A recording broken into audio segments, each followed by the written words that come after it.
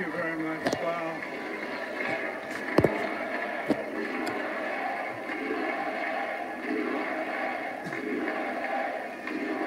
Well, I want to thank you all very much. This is great. These are our friends. We have thousands of friends in this incredible movement.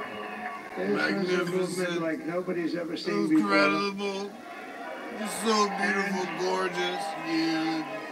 Frankly, this was, I believe, the greatest political movement of all time. There's never been anything like this in this country, and maybe beyond. And now it's going to reach a new level of importance because we're going to help our country heal. Help our country heal. We have a country that needs help, and it needs help very badly. We're going to fix our borders. We're going to fix everything about our country. And we made history for a reason tonight, and the reason is going to be just that. We overcame obstacles that nobody thought possible, and it is now clear that we've achieved the most incredible political thing. Look what happened. Is this crazy?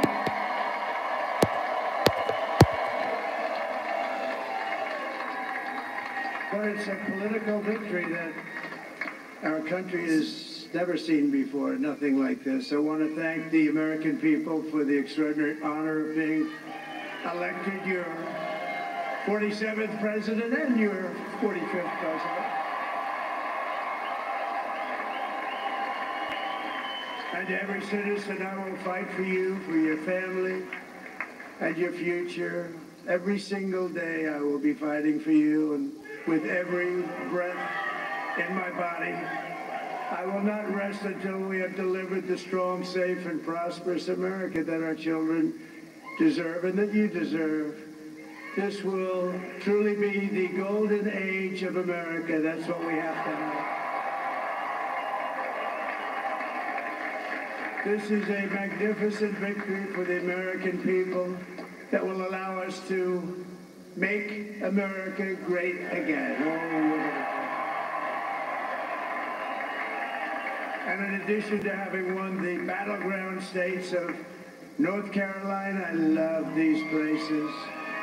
Georgia, Pennsylvania, and Wisconsin.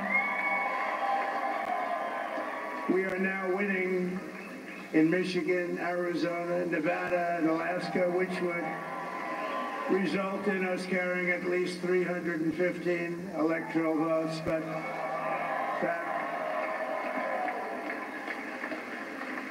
But it's much easier doing what the networks did or whoever called it, because there was no other path. There was no other path to victory. We also have won the popular vote. That was great. Very proud of that.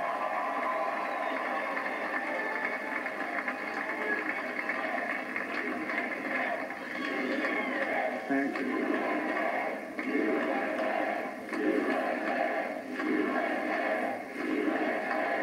Thank you very much. Thank you. And winning the popular vote was very nice, very nice. I will tell you. It's a great feeling of love. We have a great feeling of love in this very large room with unbelievable people standing by my side. These people have been incredible. They've made the journey with me, and we're going to make you very happy. We're going to make you very proud of your vote. I hope that you're going to be looking back someday and say that was one of the truly important moments of my life when I voted for this group of people beyond the president, this group of great people. America has given us an unprecedented and powerful mandate. We have taken back control of the Senate. Wow, that's great. And the Senate races in Montana, Nevada, Texas, Ohio, Michigan, Wisconsin, the great Commonwealth of Pennsylvania, were all won by the MAGA movement. They helped so much. And in those cases, every one of them, we worked with the senators. They were tough races, and I mean, the number of victories in the Senate was absolutely incredible. And we did tele-rallies. We did tele-rallies with each one of them, and sometimes we did 2 or 3 and it was amazing to look at all of those victories. Nobody expected that, nobody. So I just wanted to thank you very much for that. And you have some great senators and some great new senators. And it also looks like we'll be keeping control of the House of Representatives.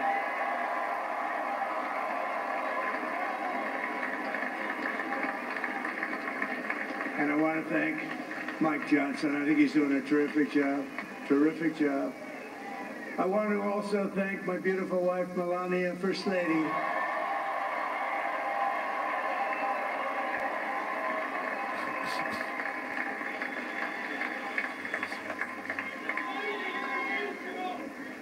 Who has the #1 best-selling book in the country. Can you believe it?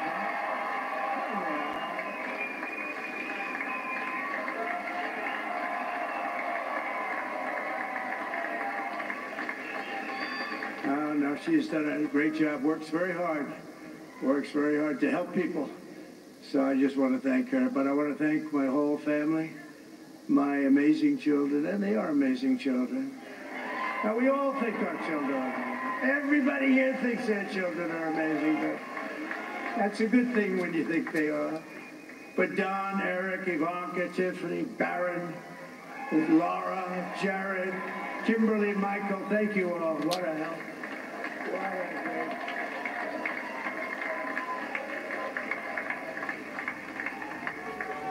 My father-in-law, Victor, is tremendous, and we miss very much Melania's mother, Amalia. We miss Amalia, don't we, huh? She would be very happy right now, standing on this stage. She'd be so proud. She was a great woman, that one. Beautiful inside and out. She was a great woman. I want to be the first to congratulate our great, now I can say, Vice President-elect of the United States.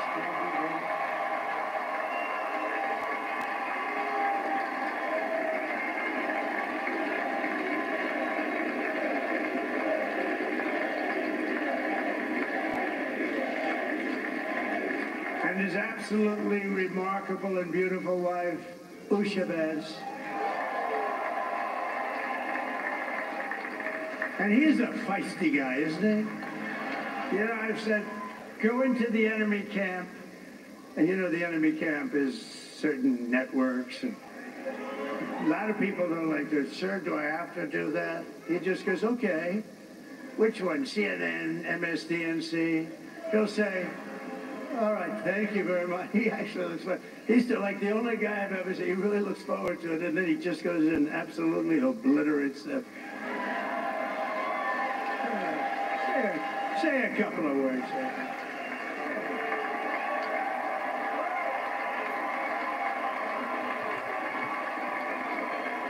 Wow. You're right.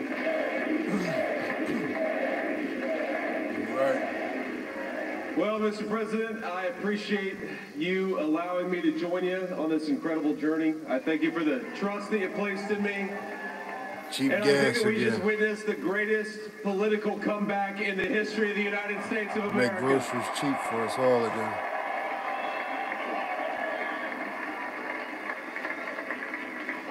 And under President Trump's leadership, we're never going to stop fighting for you, for your dreams, for the future of your children, and after the greatest political comeback in American history, we're going to lead the greatest economic comeback in American history under Donald Trump's leadership. At the grocery store and get a different price.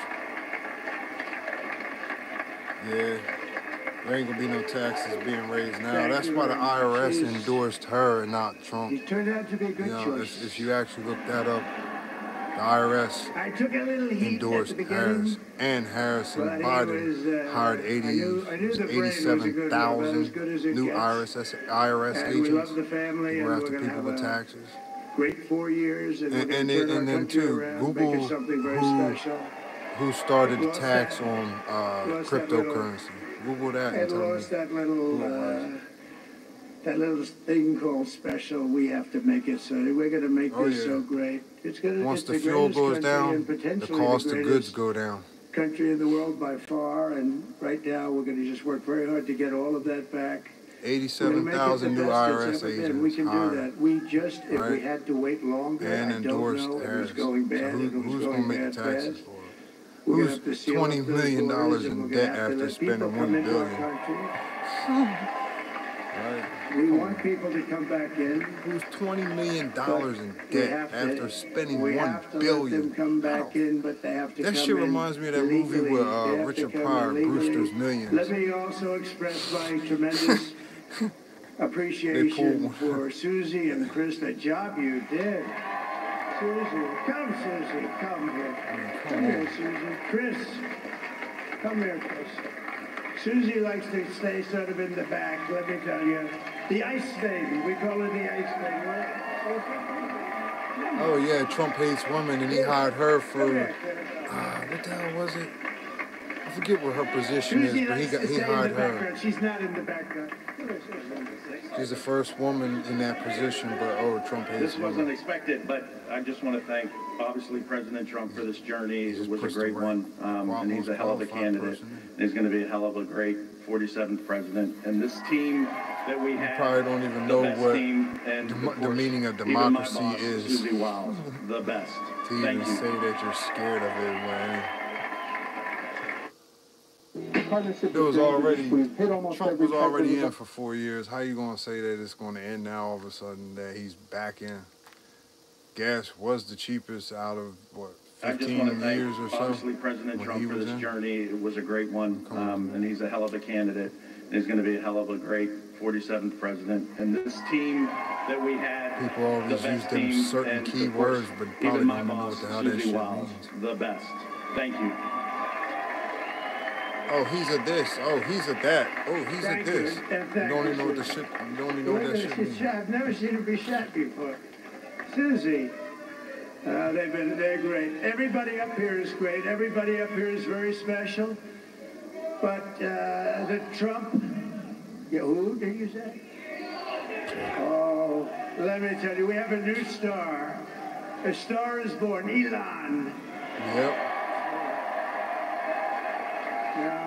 Elon, I seen a video. We were sitting together. The reason why he's doing what he's doing. 2 weeks in Philadelphia and different parts of Pennsylvania campaigning. You know, he sent the rocket up 2 weeks ago, and I saw that rocket. I saw it coming down. I saw it. It was, when it left, it was beautiful, shiny white. When it came down, it didn't look so pretty. 79 to 21 miles an hour. It was burning like hell. I said, it stays that little percentage. We've never made a paint that could withstand that kind of heat. And it showed in the but election. I saw it come down and turn around. And it was, you know, it's like 22 stories tall, by the way. It looks a little smaller than that, but it's big. And it came down and down, and you saw that fire burning. And I'm saying, only Elon can do this. It must be an Elon. And I told the story. I told it last night. I had a man on the phone. Abortions. I had the screen muted, no sound. I was talking to a very important man, happens to be here. And that very important guy. Why is Harris $20 million in debt after spending $1 billion on her campaign? But, you know, I was president, and now it looks like I was going to be maybe president again, so I figured I could ask him to hold. So I asked him to hold. And especially because you're going to be president again, they hold. So I took the phone down, and I'm looking at the screen. I'm seeing this crazy thing that's going around and coming down. It looks like it's going to crash into the gantry. And I said, oh, no. And I said, do me a favor, do you mind holding for a couple of minutes? I want to see this. I thought it was a space-age movie or something. I put the phone down. Bad part, I didn't pick it up for 45 minutes, and he was holding. But this spaceship came down, and I saw those engines firing, and it looked like it was over. It was going to smash, and then I saw the fire pour out from the left side, and it put it straight, and it came down so gently, and then it wrapped those arms around it, and it held it, and just like you hold your baby at night, your little baby, and it was a beautiful thing to see, and I called Elon. I said, Elon, was that you?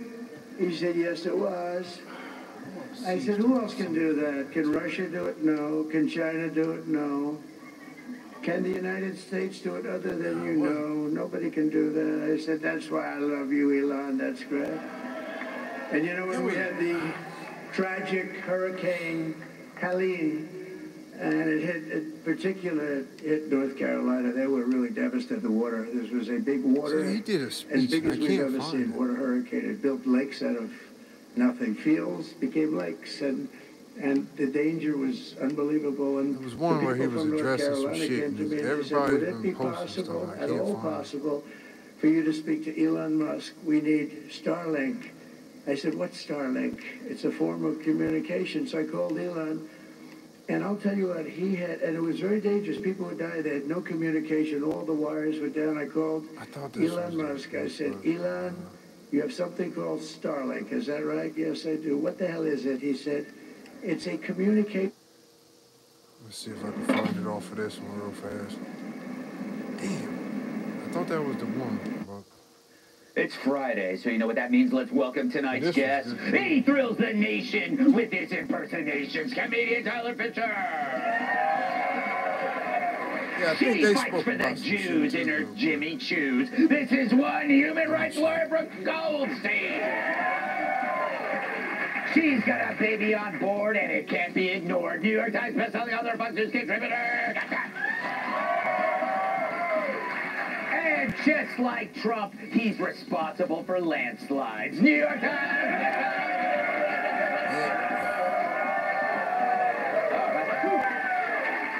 I think that's all right. Before we get to some news stories, let's do this. There is a big war, and this is the next big problem that's going to happen. Eventually, Democrats will get control back again. This will happen because Trump is, he's coming out with some plans. Man. This is the time where you can say elections have consequences. That's the speech I thought I had. Yeah, based? Yeah, I mean, obviously this is what's going to happen, right?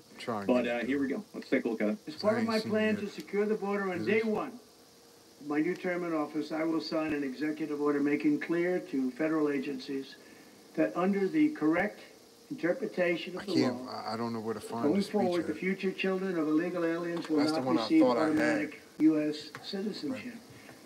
It's things like this that bring millions of people to our country, and they enter our country illegally. As part of my plan to So you have this one, and it goes even farther. We have seen one estimate that says it would cost $88 billion to deport 1 million people a year. I don't know if that's accurate or not. Is that what American taxpayers should expect? What price do you put on national security? Is that worth it? Is there a way to carry out mass deportation without separating families? Of course there is. Families can be deported together.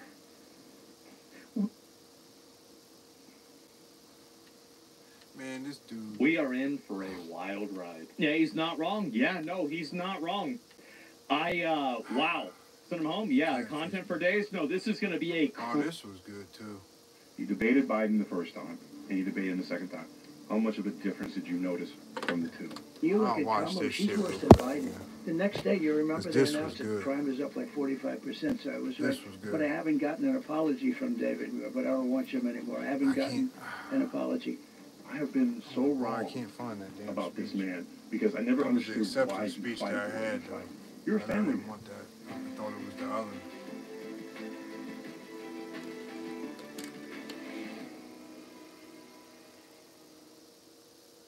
First of all, Mr. President, thank you so much for doing this. This is a tremendous honor for me. I'm a big fan, so just so you understand. Thank you. Well, I'm glad, because I've got an issue with you, and when you gave me this opportunity, first of all, thank you for coming on the Gut Pill Show. It was hilarious. It was a lot of fun. It's a good show. And I actually owe you an apology before we start. I've been very critical about how you fight all through the campaigns. I voted for you because I like policy. I didn't know you as a man. And I think when you don't understand what a man fights for, you can get lost, especially with all the noise we're seeing from fake news, etc., who created these pictures from you. So, Gut Pill Show's over. Cameras are off. We go backstage, and I expected you to be like every politician or anybody I've ever celebrity I've bodyguarded for, and you met my family, and you talked to my daughter, My daughter is 10 years old. Her name is Georgie. You guys talked for 20 minutes. If nobody knew, you could have been her grandfather. And you were talking about her horses and her dreams. And I was sitting there and I was like, I have been so wrong about this man because I never understood why you fight the way you fight. You're a family man. I am. You're a father. And your daughters are gorgeous, really, and your wife, the whole thing. I mean, you have got some setup.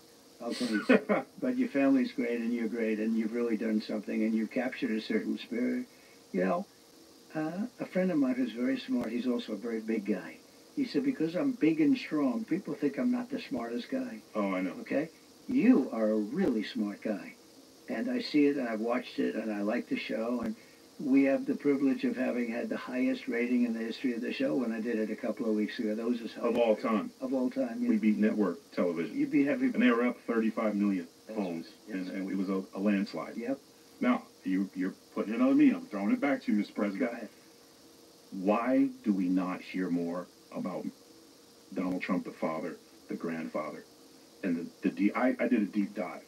There are some things you have done that when they say those horrible things like he's Hitler, he's a racist, did they not forget in 1991 what you did with Nelson Mandela? Would you care to share that? Because I would love to hear that. I never talk about it. No, you do not. And I know why, because you're a man. Yeah. I mean, I just have great relationships with a lot of people. People say that, you know, a little bit like you do. I don't think it's a narrative the press likes. Maybe it's not even a narrative that I should have. We have to protect our country, and maybe we should let the other side. I don't even call them the enemy. I think we have more of an enemy from within than we do from outside. You know, if you have a smart president, they talk about China and Russia and everything else. If you have a smart president, they're not going to be the problem. We have a bigger problem from within, and they hate it. I noticed today they were saying, he said the enemy from within. Of course, it's Adam Schiff. These are bad people. These are sick people and bad people, and it's true. But I think it's a narrative that they don't like, frankly. I think the fake news, a term I think I came up with. I'm very proud. Oh, you did. You coined it. It's not you tough. should try to trademark it, but you know, I'm not going to. Yeah, I'll shoot I'm not going to give you business tips. But you know, it's funny because it's a great term, but it's actually not strong enough because it's beyond fake. It's really bad. This was a good interview. Nelson Mandela and 80 of his constituents were trying to come to the United States. Yeah. I meant the United States government wasn't helping him. No one was helping him. You chartered a 727 plane for their entire trip. Yeah. How was somebody, and that's crazy because you can talk about anything, and why is it hard for you to talk about the things you've done? It runs in your family. Your father helped build a synagogue. I mean, why do we not know those things? It's something that I've never, I love doing it. I don't need praise for it. I don't, we all like a certain level of praise, but I've never, I just like helping people. I help a lot of people, and I enjoy doing it, and I never talk about it. It's nice that you bring it up. I also think it's not a narrative that the press likes talking about, for me. But I think it would help a lot of the American people who have been misled, I myself included. Now listen, I'm voting for you now because of the man you are, not just because of the policies. Because not every American will get the opportunity that I had to saw who you were backstage. And that's why I have this list. I mean, I have testimonials. We can't go through all of them because I want to see that. Now this was I had to dig deep. I like that. You donated $100,000 to raise dogs. You're not even a dog guy. Yeah. Explain that. Well, that's Lara.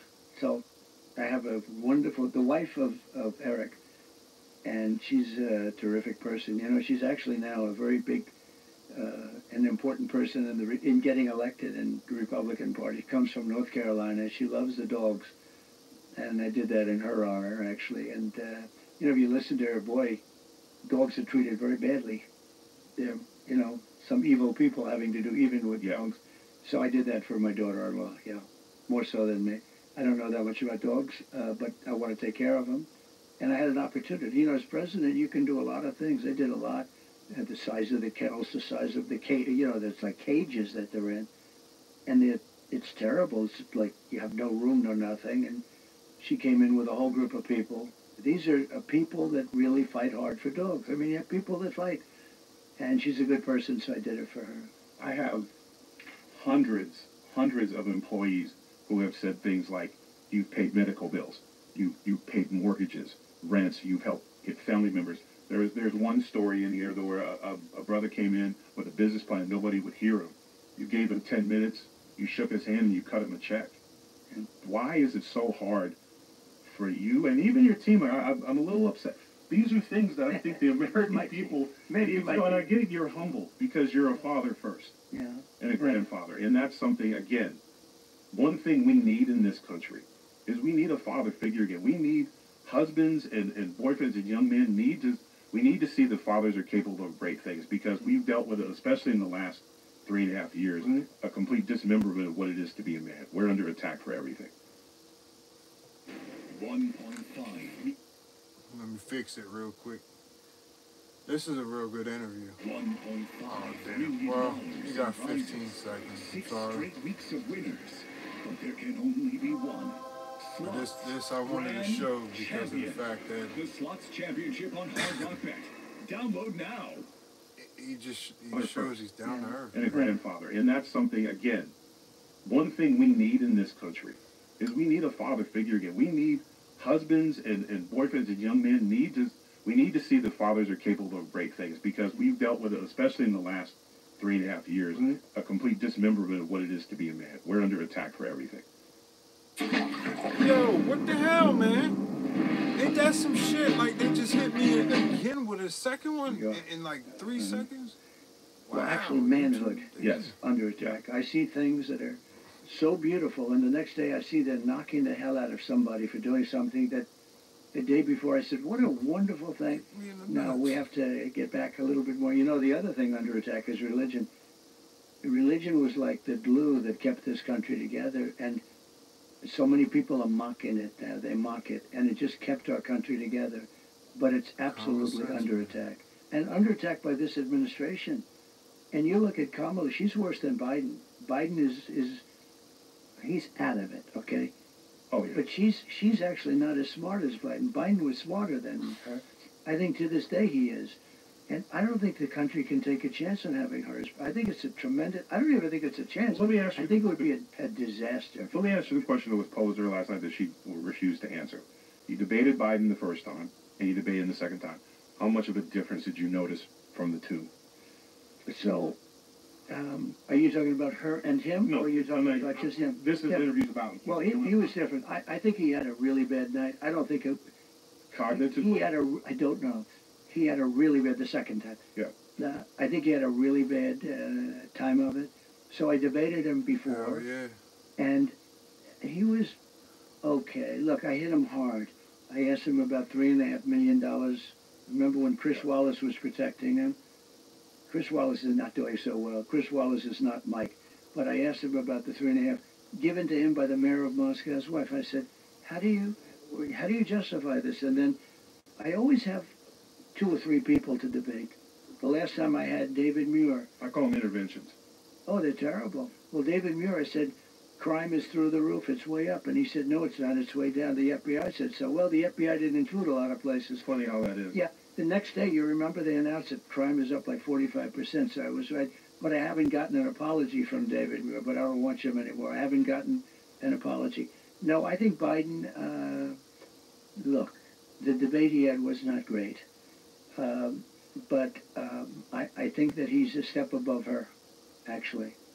Speaking of apologies, the brave men and women on the border, especially the horse division, their lives were put in shambles.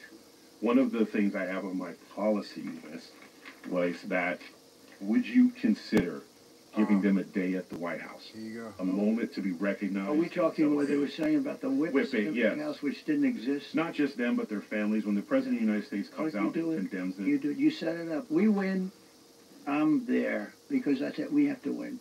If we don't win, we're not going to have a country. You're right. They were brutalized. You know, it's interesting. These people are not smart, but they're vicious. They're very vicious. And you see it. It's like fascist. It's like Marxist. I don't know what the hell it is. Bullshit key words. But the level, look at me. The weaponization of the Justice Department. Nobody's ever seen anything like it. America. Look what happened to Eric again, Adams. this is not hyperbole. This is a guy. I don't fly private jets. I fly every airport I go to all over the country. 4 years ago. Are you able to use like one seat? Because you are. First class. First class. First class. Yes, one seat. Yeah. Well, that means you have to stay wealthy. Well, right? or keep billing Fox. One or the other. That's even better. But yeah, I like that even better. Outsource the bill. But again, when I think about the verbiage and the things that are said about you, even after, we don't even know how many assassination attempts there have been. But we know too, one of the things that when you, in that moment, when you stood up and you yelled, fight, fight, fight, again, that's where I'm seeing the father. It wasn't about you. It was letting your family know you're okay, and you're more concerned about the people. But yet, I'm still waiting for the interview to talk to you about that. Why are we not sharing in that? That was a tremendous moment. I was in Oklahoma doing a stand-up show, and I thought I was going to cancel because I wasn't leaving the TV screen because I'm watching an assassination attempt on our president. People will watch you. There's no question about it. That was a big deal. But I went anyways to the show thinking no one would come, and they came, and instead of doing a stand-up show, I did a Q&A, talk about it. And there was a lot of veterans that were there that were talking about how much they support you, and they believe in you, and that they were generally concerned, but they said they had no fear because when they saw you stand, you stood for them. Because veterans, our police, our first responders have been, forget the moral outrage of how they're treated. They've been the funding, stuff like that. Sure. And you have been doing some stuff with taxes. Yeah. Now, I did a little bit, and I'm not a mathematician, but I did a little bit of checking. One of the things, one of the policies, like, would you consider thinking about for our veterans, for those who serve, for those who are police department, to where their taxation is the fact that they're giving their bodies to this country? Instead of having to pay taxes. None of these cities want to give them raises, so at least let them keep their money. You know, I've never heard that before, and it's like a very interesting thing. It's the kind of thing you would think of, right? Because they have been treated so terribly. It's going to take more than a hug. We need to, and here's the deal. If you're looking at serving in this country, in the military, or a police officer, or a firefighter, and you're young and you're coming up, and you don't have to pay taxes because you're paying, it's almost an incentive to where we can get people interested. And other countries do that, as you know. Yeah. Other countries do that. Of course they do. In spades. It's something I would think about. You know, it's something that nobody ever brought up. I've never heard it. It's interesting you're bringing it up. You're like my tax person there. But, I mean, something has to be done. Yes. And we have to attract... I think you're the president to do it. Well, the military is now not attracting people. They're not going in. And I think it's because they don't respect the people at the top. The commanding officer. I mean, the commander-in-chief is not... I think you have to have... We were not having this problem 5 years ago. We have problems in the military right now.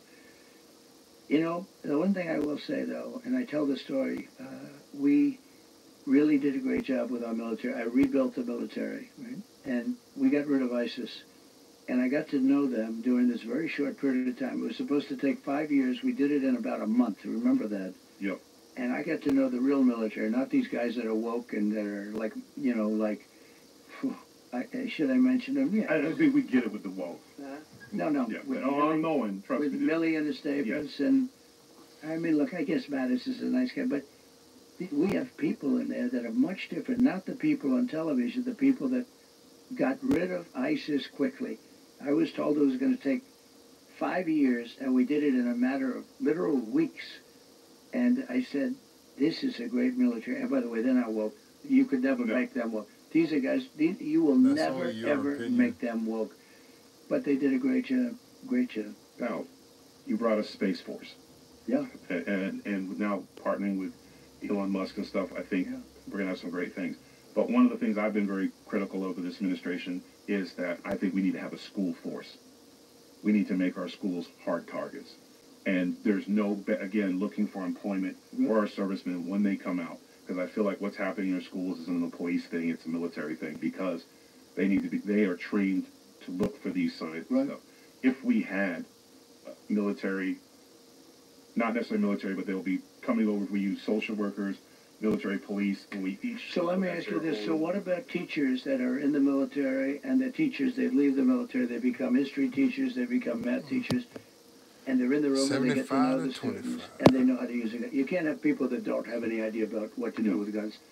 But people that were in the military, that are in the classroom, and they have access to guns, whether it's on them or in a little safe or something. You know, the problem is if it's in a safe, it takes a long time to get it, right? So, you know. But sometimes I think, and I've heard that, and I've thought about it a lot, and in some ways I like that more than just having police standing someplace in the building. Do you like that idea? It would be a small percentage of the teachers, like 5%, but that would be much more than you would ever have with... Anything is better than nothing. Our banks are safer than our schools, and our greatest investment are our kids. So I have an issue with that. And here's the deal. I've learned a lot about this administration trying to get things done and talking to people. I speak with a lot of mayors and a lot of my travels and stuff. And this administration was supposed to be all about the environment and the Green New Deal and all that crap. But it's amazing. So You notice how that stopped? I'm in the middle of a campaign, hopefully the end of a campaign, and it's going to be successful. But we're in a campaign. Nobody ever talks about the environment. They don't talk about it. They want clean air. They want clean water. This Green New scam is the worst thing that's ever happened. They're destroying the windmills all over the place. You fly over these gorgeous areas, you have windmills going all over. And you're not going to have any birds around, and the ones in the ocean are messing up the whales. Windmills were great back when we all had buggy whips and carts. Yeah, they were much nicer then. Actually, they were actually much nicer. No, when you think of what they've done, though, with all of the money that they spent, trillions and trillions of dollars, China does nothing, by the way, just so you understand. You know, no, China, India, absolutely not. No, they don't do anything. And by the way, that flies right over our country. You do understand. Yeah. Those winds, 4.5 days, it's over. So here we are. It costs us twice to make a product, 3 times, 4 times, 5 times. And we're trying to keep everything nice and clean. But the wind's flying in from China, India, and every place else. It's crazy, isn't it? Well, one of the things the EP, one of the things that I was, because living in Louisiana, we have a horrible problem with sewage and water overfills and things like that. And the budget for, these mayors have this budget for the sewage. But yet nothing's ever done, right? These engineers and their plans are based off how much money they get opposed to solving the problem. So Mike Rowe told me about a company. Good guy. Oh, yeah. Mike, let me put my glasses on. I don't want to get this right. I can't believe you wear glasses, huh? 50. Sewage Century, right? Brad Colbert, I believe that you knew his father on the Texas Rangers. Yep. So they came up with this little tiny invention. It's like this big mushroom, a little ball in it. And when you put it in the manholes, it separates the gas, and the little ball comes up, and the water can't come out the manhole. So it doesn't. The sewage water doesn't spill in the overflows. It costs $0.25. You don't need a committee for it. You don't need. You just put them in. I think one city was like $250,000 opposed to the $20 million they spent. And it pays for itself a year, and it's done. So here I am in Louisiana. Oh, this is great. And we have to form a committee. Well, you have a great new governor in Louisiana. I bet you he'd take a look at it because your new governor, a Republican, is. He was the Attorney General. Now he's a governor. So if you give me that, I'll send it to him. Okay. Thank you, sir. Sounds good, right? Yeah. And why is that something? I mean, it's a big problem, and it's a problem everywhere. Our drinking water, the fluoride in it, we're seeing, and then now we're seeing sewage, and it's a lot of autoimmune diseases are happening with our kids. If you give me, I will send it, and I'll bet you get action. I moved. Well, one, because my daughter's an equestrian now, and I had to move to New Jersey, but we eventually had to move because not only that, but what we're seeing with the hurricane storms, the insurance companies jacking up. Now, I'm blessed to make a good living, but I'm not paying $300,000 a year in house taxes. So I made insurance is one of the biggest increases, and it's happened in the last 4 years. People are going crazy with the insurance costs, and I say, what about self-insurance? Sometimes people are better off with self-insurance. They can't afford the insurance, and then the problem is when you need the insurance, they don't want to pay, and they negotiate, right? They say, we're not going to pay you, and you end up getting 5 cents on the dollar. It's a problem. Yeah. It's a real problem. And, I know you have a million things to do, but father to the grandfather, I would like to ask you a question. I made a mistake with my child, my daughter, when she wanted to get an equestrian. I was supposed to tell her she was allergic. I didn't do that to horses because it's expensive. It's unbelievable. And you guys talked a lot about it. Now, my daughter's now going to Wilmington, Florida to compete. And I had to move the horses down there. So she's very good, right? Very good. Like I'm in. I'm in. Good. Yeah. After this is over, I'll be sweeping this place up. Good. Every extra dollar. But your granddaughters and your family, do they ride horses as well? They do equestrian? Not too much, they like it. They do it maybe a little bit, but not like your daughter. No, your daughter's supposed to be very, like you, a talented athlete, right? Yeah, yeah. You can see it. No, I've heard that. Yeah, my son plays baseball in travel leagues. I'm the GM.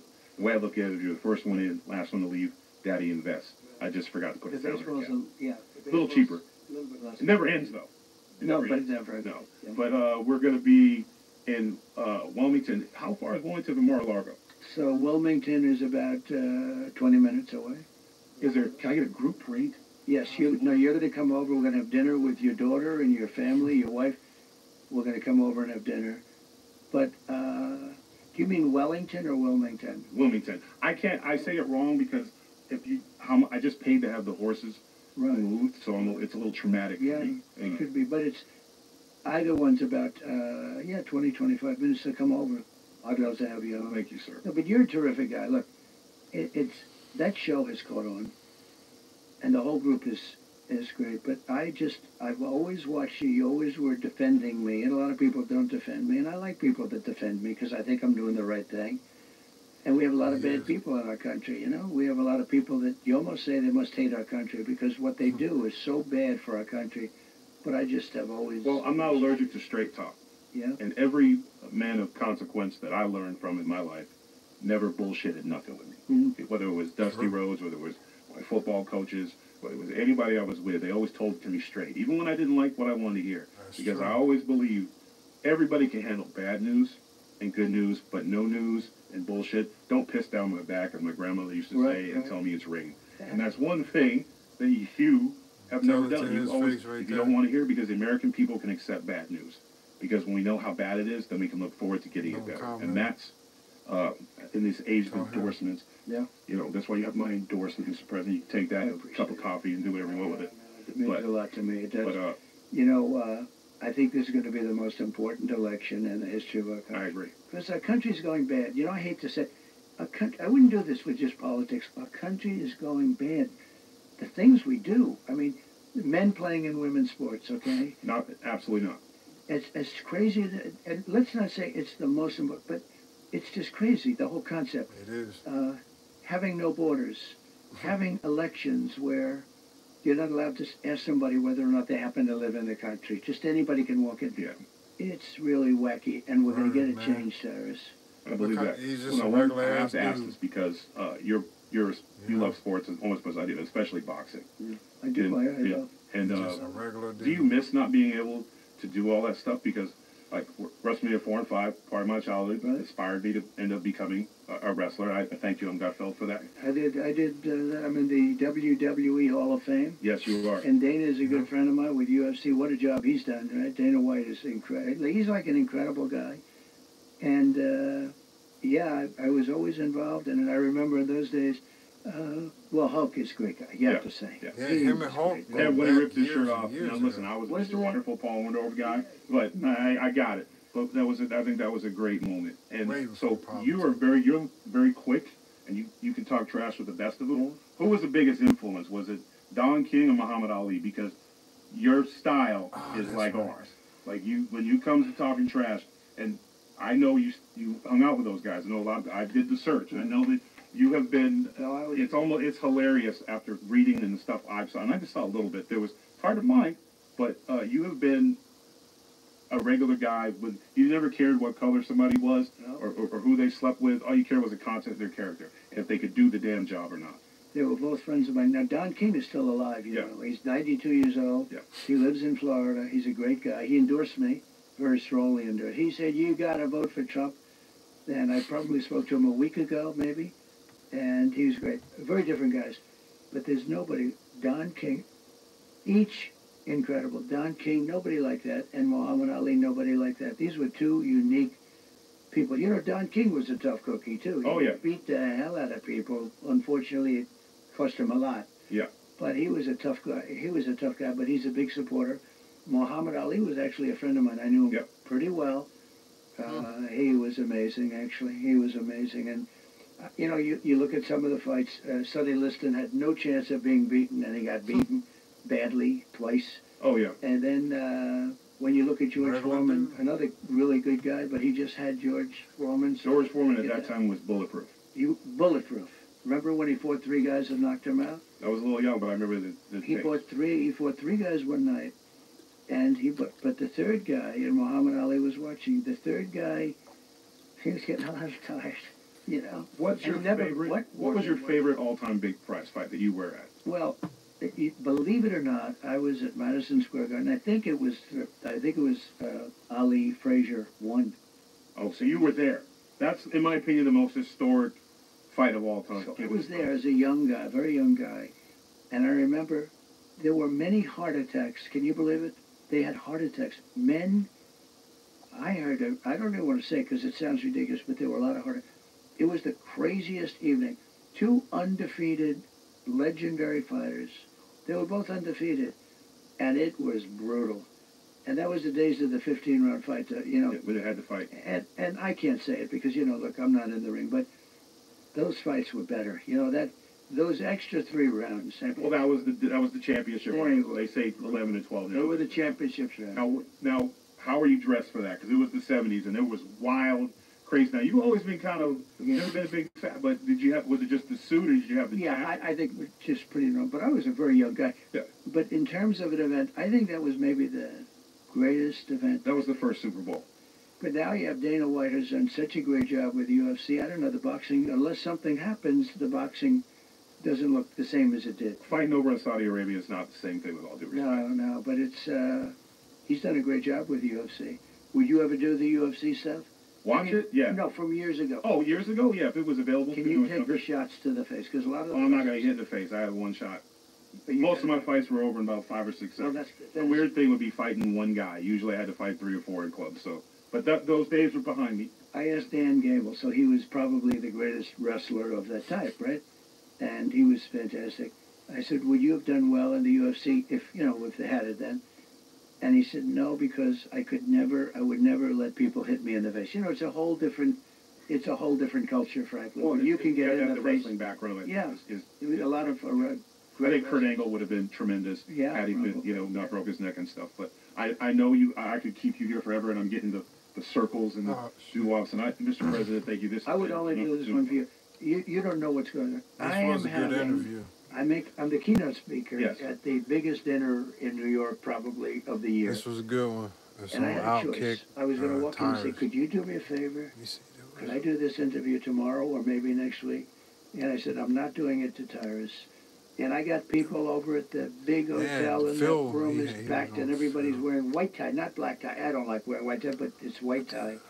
And it's waiting for me. And I said, you know what? I got to do it with Tyrus because I respect him.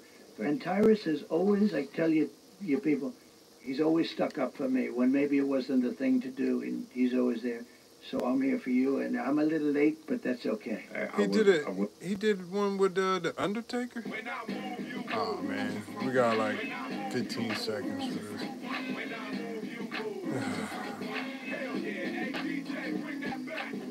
Why did they show me something I could afford, like a cheeseburger, right?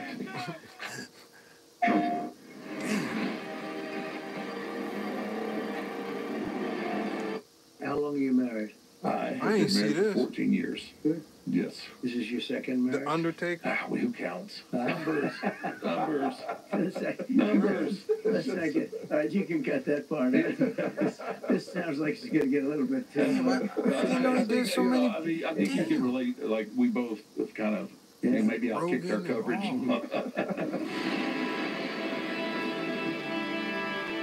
Wow. I didn't know he did this. The last time I saw you was at WrestleMania 29 at MetLife. Right. You were. I have to kind of apologize. You were there.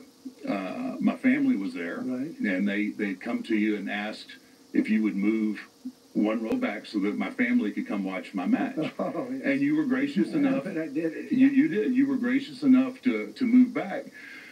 Well, the problem was, I was like, there's an iconic picture, right, of I'm actually laid out on a table and CM Punk's about to drop an elbow on me. Right. And I'm looking at this picture, and one of my dearest, closest friends was sitting with my family. His name's David. He works for Georgia Pacific. Right. And I'm looking at this picture, and I see him, and then I see you trying to peek. He's got an enormous head, right? And I can see, I can see you trying to peek around him, and I was like, "Are you kidding me? You couldn't squat down enough so Mr. Trump could see the match." But anyway, I have to apologize for the enormity of one of my closest friends' heads. Well, the big thing, we had the Battle of the Billionaires, and that was with Vince and me, and we each had our wrestler. He had Umaga. Yeah, Umaga. We had two good guys, and they wrestled, and fortunately my guy won, and the loser had the hair shaved. I said, I don't want to have my hair shaved. But we actually wrestled a little bit. You got mixed it up a little bit. No, it was a pretty famous thing. But I think it has your all-time record for pay-per-view buys. For everything. Yeah, it was a huge event. Yeah, it was a big one. But you went down just before me, and the entrance into the ring is the greatest entrance into any arena that I've seen, okay? And I don't think it's going to even be tough. The whole thing, the music, the whole thing. And by the way, he's a dynamic guy. When he does this, he's very, slow and easy, and, you're supposed to act, you're supposed to be a dead man, so, you're acting sort of dead. Yeah. And it's one of the greats, and that's why I'm surprised, because you're a quick guy, you move quick, but in the ring, you just sort of moved around. And you left just before us, and the place was going crazy. You said, that's a very tough act to follow. And I didn't realize how big you were. I figured you were big, but not that big. So I'm standing with Vince, and they had other wrestlers in the room. It's like essentially the green room up high. Right. And you walked by me and said, hello, sir. And I said, this guy is really big. How tall are you, by the way? Right now, probably, I've lost a little bit through the years, but I'm right at 6'8". 6'8". Yeah, my disc have been a little bit compressed through the years. You get compressed. Well, that's normal. They say you get compressed and your feet get bigger. Did you ever hear that? Well, I've always had big feet. Yeah, my dad used to. Yeah, my dad used to tell me. He said, "You'd have been tall, boy, if you had to give up so much for foundation." That's right. So. But I said, this guy is really big, and you were wrestling a good guy that night. Do you remember? I do remember. He was a good specimen guy. And, and it was great. But I said, how do we beat this, Vince? What are you doing? Why don't we go before them? We should go before them. But we had that was a great evening, and I think it said, I don't know if it still has. I think it still has your record. It was it was a big night. It was in Detroit. Yeah, and well, I have a son who's 6'9". Can you imagine? I have a son who's an inch taller than if you say. So you were probably at super height 6'9". Yeah, I was probably 6'9". Right there at 6'9". So 6'9", like 360. 330. I kind of topped out at 330. That was I felt like that was my. And what do you weigh now? I'm probably 305 right now. Wow. Yeah. That's not bad, right? No, it's easier. I'm trying not to replace any more joints. Right. So. As a wrestler, you really lose a lot of joints, don't you? You really have. Yeah, I mean the body's not made to take that on and then most people don't realize the schedule that we kept back then too, which was on the road over 200 days a year, and that's in the ring. So how do you, I've always wondered, because it's whether it's fun or entertainment, or you're still getting slammed around, right? Yeah, does that ring take great absorption? In other words, well, it's funny that when Vince started getting in the ring and mixing it up a little bit, the rings got a little bit softer. Yeah, right. Before that, it would be just like taking a fall on this floor. I mean, they were really hard. Well, how did you do that? So that was, wow, that's a... Yeah, you just, it's a crazy thing, and you just condition your body to it, where you don't even, after you do it so much, you just don't even think about it. How often did it, I mean, I know you're supposed to interview me, but I find it very interesting. How often did it happen where somebody gets really angry? In other words, you hit a guy accidentally the wrong way or something, and he's had it. And these are tough guys to start off with. They're not babies. How often did it happen where you're fighting somebody and you made a mistake and and he gets angry and he really goes at you? Yeah, back in the day, like, so I started with Vince in 1990, but before that, in the late 80s and stuff like that, guys were really salty. and they didn't take too many. You're supposed to be a professional, and usually guys would. You think, well, if he hit me like that, then it's for a reason. So they'd mix it up in the ring for a little bit, and then they'd get back in the locker room. And what would happen? The guys would run into the ring and stop it, right? I was told when you had a lot of guys running into the ring, that usually meant that there was a problem. Usually, when that happens, it's part of the show. When guys are actually what stops somebody from going nuts and really. Really starting a real fight. Yeah, probably losing their job. Yeah, I mean, you have to, what we do is hard enough, but if you go in there and start taking liberties with somebody and are starting trouble and having fights, you're not going to be around long. I mean, you have to have a cohesive unit of guys. You don't have to like each other. I think, it's like politics. You don't have to like each other, but you have to be professional enough to work with each other. Did you like some of these guys a lot, or not really? Yes, no, a lot of the guys I'm really close with, and then there's some guys that I don't care much for, but it's kind of like the way I wish politics would get back to. Yeah. I may not agree with you, but I can share a dressing room with you. I can shake your hand, and we can do business. And that's how it is. There's some guys that you kind of naturally, you gravitate towards and become friends with. And I had a group of guys that we ran. So how many years have you done it?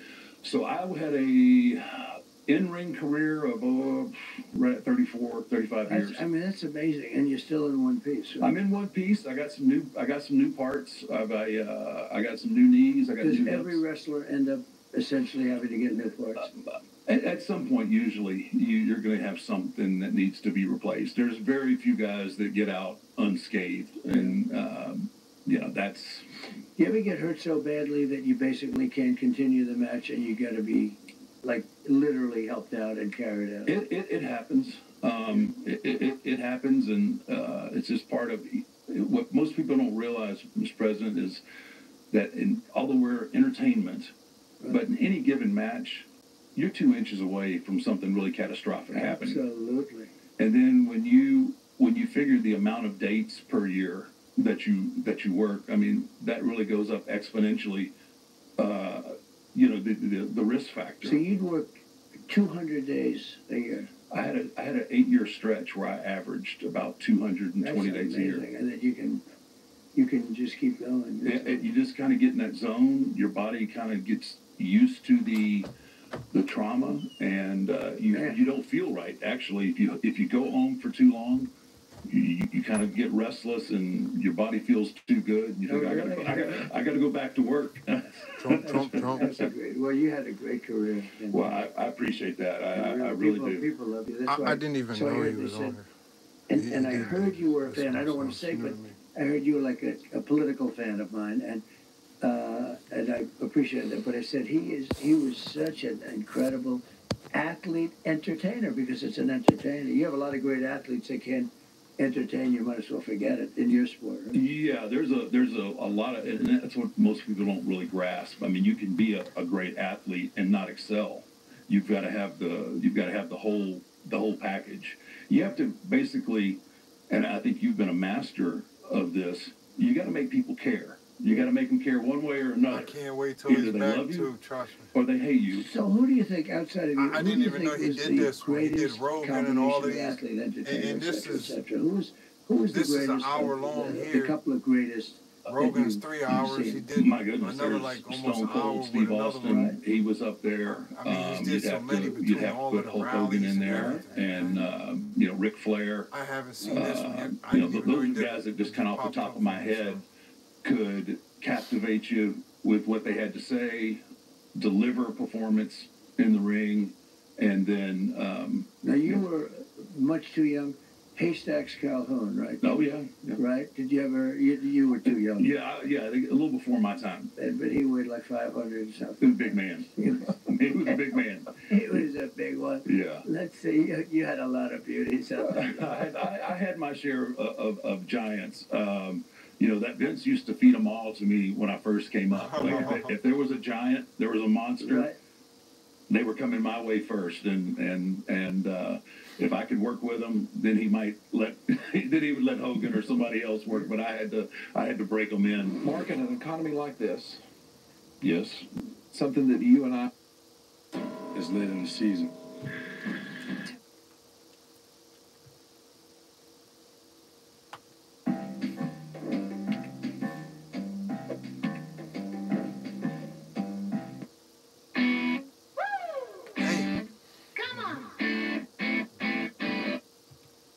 Vince used to feed them all to me when I first came up. Like if there was a giant, there was a monster. Right. They were coming my way first, and if I could work with him, then he might let then he would let Hogan or somebody else work. But I had to break them in. Mark, in an economy like this, Yes. something that you and I hate more than anything is debt. Hate debt. Debt is a bad thing. It's bad for our society. It's bad for the citizens. It's just bad for your finances. It's bad for business. Bad for business. Debt is a bad thing. But we partnered up with some friends of ours over at PDS. And let me tell you something. It's a very uncomfortable situation when you talk about debt. Nobody wants to talk about it. Nobody wants to talk about debt. Nobody wants to talk about it, but it's time to just be honest with yourself, and it's time to be honest with your finances. You're never going to get out of debt unless you become financial.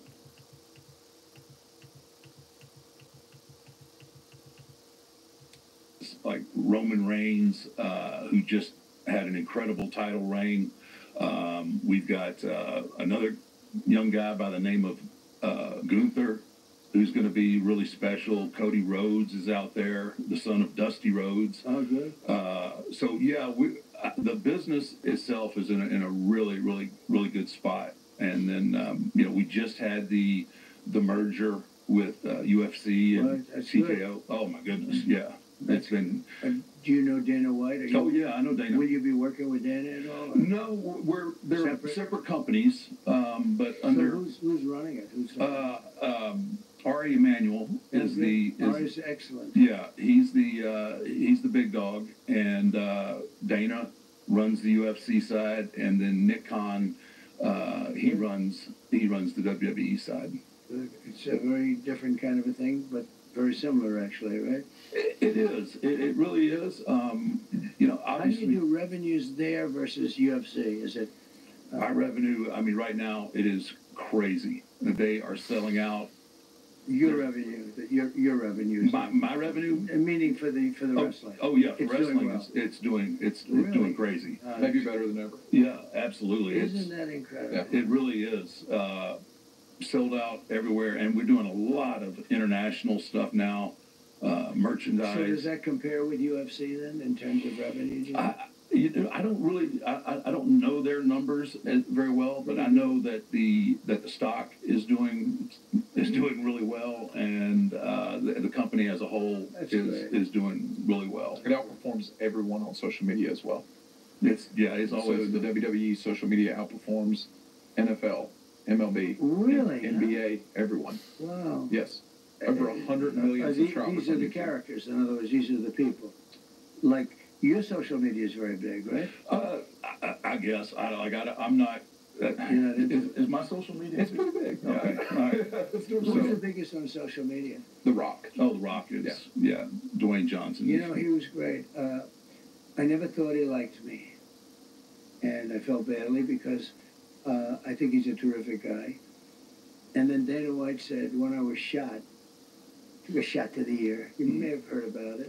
Yeah, I was going to ask you about some rumblings about this. Yes. Rock called Dana and said, I want to have his number. I want to have his number. What he did is sort of incredible. He considered it bravery. I don't know, to me, I considered it like, what's going on here? But it was very nice, actually, The Rock. So you might mention that I said that. Do you speak to him? Occasionally. I saw him in April. I was going to ask you. He's doing great, right? Yeah, he's a workaholic. There's no dust settles on him. Yeah. He's got his hands in a lot of different things. I was going to ask you. I mean, you're a billionaire. Yeah. You've got a beautiful wife, very intelligent. You've got a wonderful family. And you got people shooting at you. You don't have to do this. That's true. I mean, I don't have to. You don't have to do this. What am I doing? Sometimes, why am I doing this? But you are. Yeah. And I mean, I think, you know, people get in the media and everything else. They get everything so twisted. But it takes a special human being to sit on a podium, take a bullet, and get up, bleeding, with your hand raised in the air. Yeah. And let them know that, you know, the moment right now it is bigger than that. Yeah. You know, I don't know. I mean, what possesses you to put your life on the line when you don't have to? You have a wonderful life, and you've got a tremendous legacy. Beyond that, I sometimes joke with the crowds because we get very big crowds. We had 107,000 in Butler. That's where the accident took place. We had 55,000 when we went back. A couple of months later, we had just the other, 2 weeks ago, we had 107,000. We had 101,000 in California. It's incredible. 3 days ago. Big crowds, big crowds. And, abnormally big because no politician ever had these crowds. I don't even know what it is exactly. I can't explain it. Why am I getting, it's like, why? But I sometimes say, I don't have to be here with you. I could be in Monte Carlo in the beaches. I could have everything. I don't need this. But I'd rather be in Butler, Pennsylvania with you, And it's true, actually. Because, look, I have a lot of wealthy friends, and they go to these places, and, most of them aren't happy and all that stuff. But, I feel I have a purpose, and that's to rebuild our country. This country is doing so badly. The border, I mean, I don't know what your politics are or is, but your politics, just common sense. We have murderers pouring into our country. We have drug dealers pouring in. Just the border. There's many things wrong, but just the border. I think the border is worse than inflation. I think it's the biggest thing. To me, it's like we're now in the middle. I don't know when this is going on, and I wish you luck with it. I know you're going to get high ratings. I used to think I was a big person, but I don't feel so big standing next to this guy. This guy is big. Well. But my son would feel better, although he's not quite as wide as you, I will say. He will be. He will be someday. But I feel I have an obligation to do this. I had 4 great years. We had the best economy we've ever had as a country. We had the strongest borders we've ever had in recorded history. I guess they might have been very strong 1,000 years ago or something. But we had the strongest borders. We were hitting on all. I rebuilt the military, got the biggest tax cuts in history, got the biggest regulation cuts in history. Really doing great. And then we had a crazy election where I did much better than the first time. And if I didn't have that, I probably wouldn't have done this, because it showed that there's a lot of love out there. Got hit with COVID, the whole thing, the whole world got hit with COVID, which is the China virus to be exact. But they got hit hard. It's never been anything like it. Who would have ever thought the word pandemic? I heard the word, but you never thought it was like a modern day. You figure nowadays you take a shot and you're fine, right? It goes, everyone is fine. But we had it's an ancient form of a disease. In 2017, it killed 100 million people. And we could have lost 100 million people, too, pretty easily. We lost many millions of people all over the world. So we got hit with that. We had a crazy election, which was, I won't get into it because I don't want to get you in any controversy, because you like no controversy. That election was so... There's not too many people here. There's not too many people trying to argue with this guy. No, that election, that's good. Nobody's going to say, hey, let's take it outside, right? No, but so...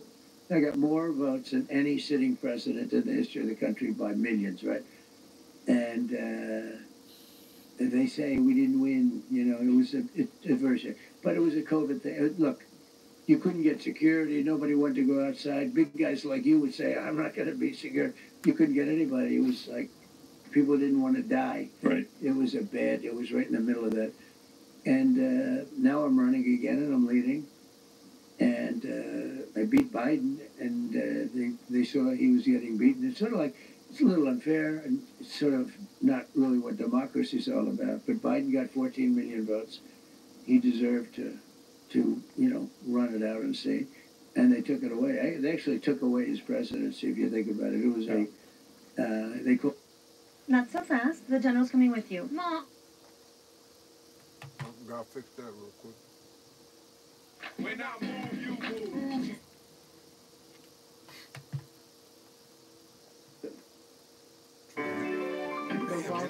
Wait a minute, man.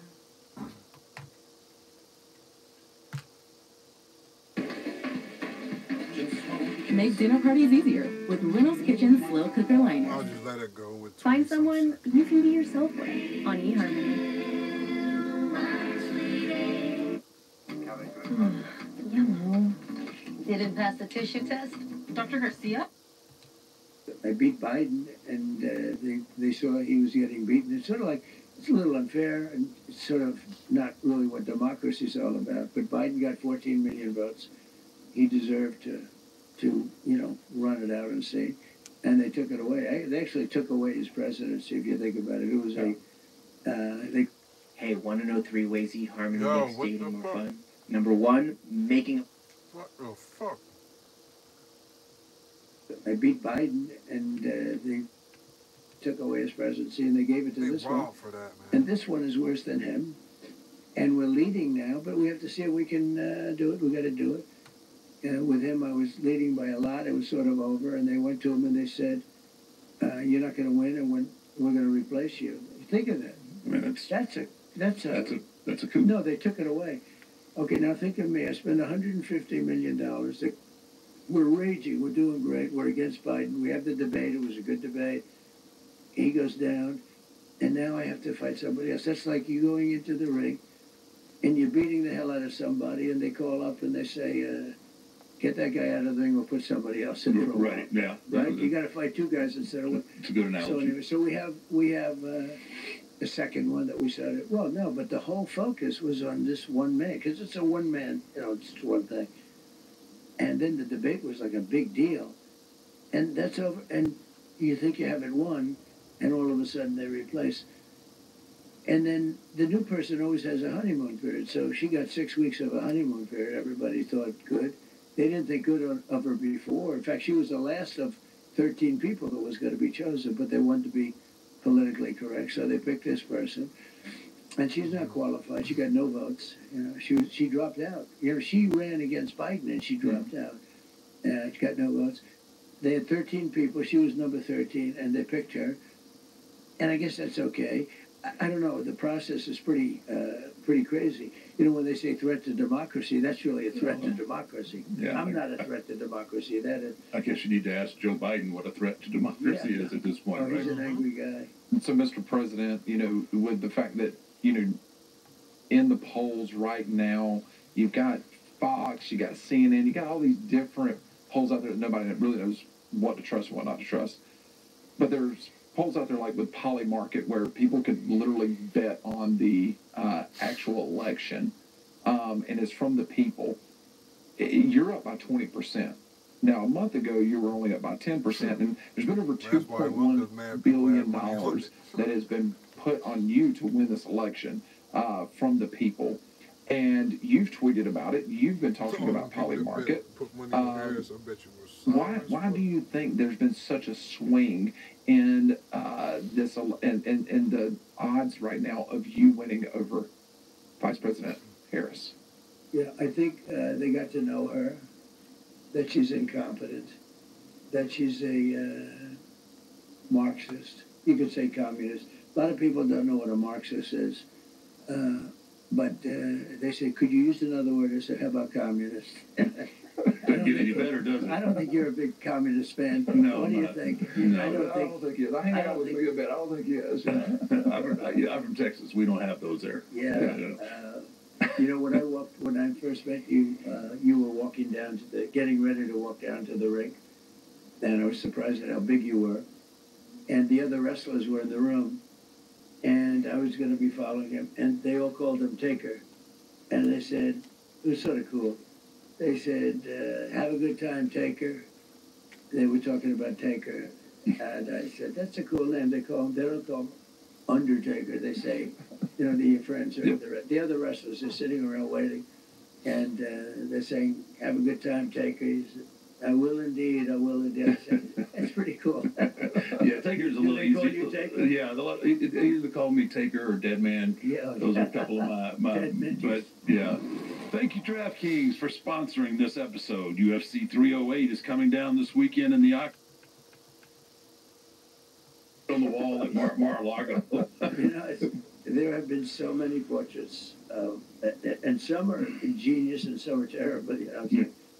It's got to be the most, look, it's amazing because I'm alive. It's not supposed to be. You're not supposed to be alive for iconic. But they say it's the most. I think Iwo Jima is right there. Yeah, absolutely. They took a lot of bullets. Yes. Putting up the flag, right? But I will say that I have never seen anything like it. I get paintings every day for paintings. Some are really good and some, aren't good. Some are not great artists. But I've never seen anything like it, actually. I had that with my mugshot, but to a lesser extent. The mugshot was big. That was a big seller. The mugshot. I had the mugshot. So who was number one was Elvis Presley. Did you know that? He was arrested for something. And that was the biggest. And then Frank Sinatra was second. A lot of big mugshots. He got into a brawl with had to do with booze and women. They'll do it every time. And they can do it every time. It's a bad combination. Right? That'll do it. That'll do it. Never for you, though. No, sir. Mr. President, are you a drinker at all? I've been known to partake in a drink or two. Not as much now as I used to, but I've pulled it back a little. So we had that crazy mugshot, and as soon as I saw it, I said, "That's really unusual." When I went in, I said, "I wonder, do I smile and say screw you, or do I just act angry?" And I thought the smile wasn't appropriate. A lot of people said, "You know what you do? Just smile." And so I was scowling. And he knows all about scowling. That's what he did. He scowled. I made a career out of scowling. Yeah, I did a big career out of scowling. But anyway, so I did. But that thing went crazy. It was like 400 million hits. But this picture, I think, is even maybe bigger, right? This I see myself being shot every single day, no matter when. Now, I just left, I was watching something, and they have this picture on the whole act, the whole thing, where, from the time you get shot, and I'm following my hand down, and somebody obviously is screaming, "Get down, it's bullets," right? Because otherwise it's almost too perfect, because the way you followed it. Right. But I look at my hand, there's blood all over my hand. I said, that's either the biggest mosquito in history or I got shot. Butler's got some big mosquitoes, right? Butler's, probably that. Mr. President, what was the conversation with your family afterwards, though? Because that's a scary situation. I knew that it's funny, the surreal experience kind of thing. Right. I don't know if you've ever experienced it, but a lot of people do, where something happens that's so big. And don't forget, I had thousands and more than you have in wrestling matches, times 3 if you fill up an arena. I had thousands of people out there. So, number one, it's sort of embarrassing. You're speaking, and all of a sudden you're getting down on the floor. A lot of amazing things happen. Number one, you could call them fans, but the Patriots, they're really Patriots. They didn't move. And there were a lot of shots fired, at least 8, right? It's a lot. And the crowd control experts said that, one in particular said it's amazing because when they hear bullets, they know bullets. The fans break up and they stampede. And they really stampede. And people get killed. Nobody left. You saw that with a small group behind me. The group behind me was relatively small. The people were all out there. Thousands. You couldn't even see the end of it. And when I got hit, I went down, and then Secret Service was very brave, I have to say. They were all jumping on top, and the bullets were flying right at him. And then he got taken out by the sniper. The sniper got him from a long distance, one shot. Amazing. Yeah. If he doesn't get him, you got a lot of people dead. But the Secret Service sniper was amazing. And we believe also the local police hit the barrel of the rifle and splintered the hell out of it. But if they don't get him, and they got him. But if they don't get him, you probably have a lot of dead. We lost 1, and 2 were very badly hurt. We thought they were both going to be gone, and they both made it. great doctors, doctors. You know, country-type doctors, right? They were great. You couldn't have had any better. They saved them. They're good. But it was surprisingly, you know, when I think back on it, I was on the floor, I had blood pouring all over the place. You would know this better than anybody in the world, probably. They say when your ear gets damaged, it's the bloodiest thing. It's very bloody, yeah. And it has to do with cartilage. If your ear gets cut or damaged, it's very bloody, and, you know, you probably... Yeah, I've had mine split, Yeah, more so than like anything else, which is surprising. But I was loaded up with blood, but I was down, and they thought I got hit numerous times all over the place. And I said, nope, I got the ear. I want to get up. Get me up. I'm screaming, where are my shoes? Because my shoes got knocked off. When they jumped, I mean, they hit pretty hard. They were there fast. They were very brave. They were. And I don't know how that happened, but my shoes got ripped off. So, it wasn't a surreal experience. It was, I knew everything that was happening. It was amazing. Did you see the one where my face was just off the ground and the blood's pouring all over the place? Oh, yeah. I mean, these are some crazy shots. This was not supposed to be my life. This is supposed to be his life. I don't mind bleeding. I'd just rather it not come from bullets. So, Mark, you know, we had to look good for Performance Package 5.0 Ultra to a point where, like, by going to manscaped.com for 20% off. Plus, how much? You get 20% off plus free shipping. You know how you get that? How do you do it? Use code 6feet. It's high tech for low spaces at Manscaped. See how they did that? Oh, yeah. So, all they got to do is go to manscaped.com, get 20% off plus free shipping. And what's the code, Mark? 6 feet. That's it. He's going to be shocked when he sees his ratings. He's going to get the big. He's going to get ratings like him. His wife doesn't want him to get back in the ring, so we've got to. Oh my God, man! I just had them trying to sell me razors. What you looking at, babe? Cars on cars. Nah, YouTube got hit me. Jeez. And they wilding with 1 minute, man.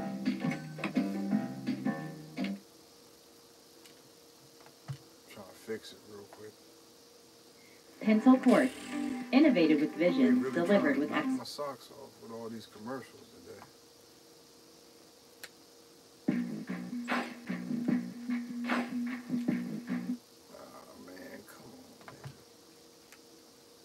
At Manscaped. See how they did that? Oh, yeah. I ain't buying nothing, man. This and that. I guess it goes back a long way. I held 3 or 4 WrestleManias. Yeah, 3 and 4 were at... I think so. Yeah. And they were good ones. Yes. They were really good ones. It was hot as a pistol then. It's sort of always been hot, but I think it was really, it was really hot. And I don't think I did the first one, but I did maybe 3 and 4. 3 and 4 is the only, it was the only time that it's been in the same place 2 years in a row. 3 and 4. In fact, it was so good, I wanted the second one, right? But, and it was a tremendous success. It was great. And really, Dana White and Vince are really 2 guys. They're very unique people. Dana's incredible. Yeah. And different, it's different kinds. It's actually a much different product in a certain way, even though it's, No, it is, yes. Yeah, it's a much different product. But they sort of have some qualities that are very, very similar. But Dana's done an unbelievable job, and Vince preceded him by a little bit, but boy, what a job he did. Yeah, he really did create just a global juggernaut with WWE and so the combination sounds like it's a good combination, right? So far it's really been amazing, and I think they've only really scratched the surface to how far this is going to go. I mean, well, Linda McMahon I picked, who really helped Vince a lot over the years. A lot of people don't know that, and she's a fantastic woman. She's been a big supporter from the moment, from the very beginning. And she was the head of small businesses, which is big business, basically, right. Small business administration. And she did a fantastic job. Everybody loves her. Special woman. And yeah, I know she was involved with the WWE. So it used to be WWF, right? Right, sir. And they just couldn't get that name back, which was amazing, right? They couldn't. Well, I Did think it make eventually... a difference? Do you think it made a difference? WWE, WWE. Now, I guess with time it's okay. With time, it's but it was just kind of hard to get used to it. Yeah, at first, yeah, it really was. I just think he just, you know, he got into the big deal with, I think it was the World Wildlife Fund, and I just think he was like, he seized the moment and said, you know what, it's time for a little bit of change, and it wasn't worth fighting it in the court and tying all that up. And they were being absolutely very tough, right? Yeah, and I don't think anybody was going to confuse World Wrestling Federation with the World Wildlife Fund. I mean, they were it was just semantics, I think. Did he lose that case? He just chose not to. He just let it go, and that's why. He did the right thing. But I remember at the beginning it was so awkward to say WWE, right? Right. Yeah. Well, yeah. It was really unbelievable. Because originally it was the WWWF.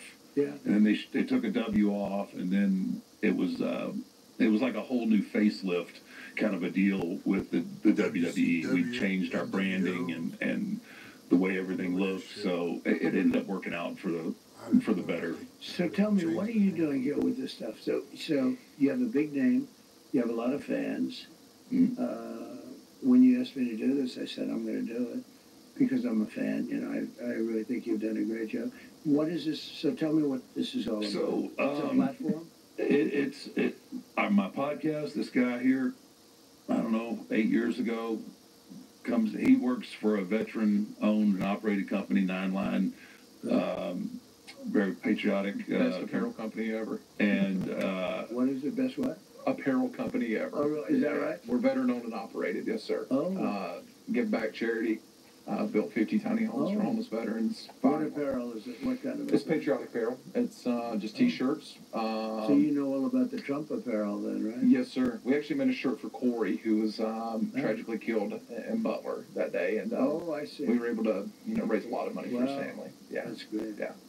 But we teamed up with this guy who used to wear our shirts. And so how long has that been going? How has it been? So we've known each other for, 7, 8 years, and he says, you know, you got this platform.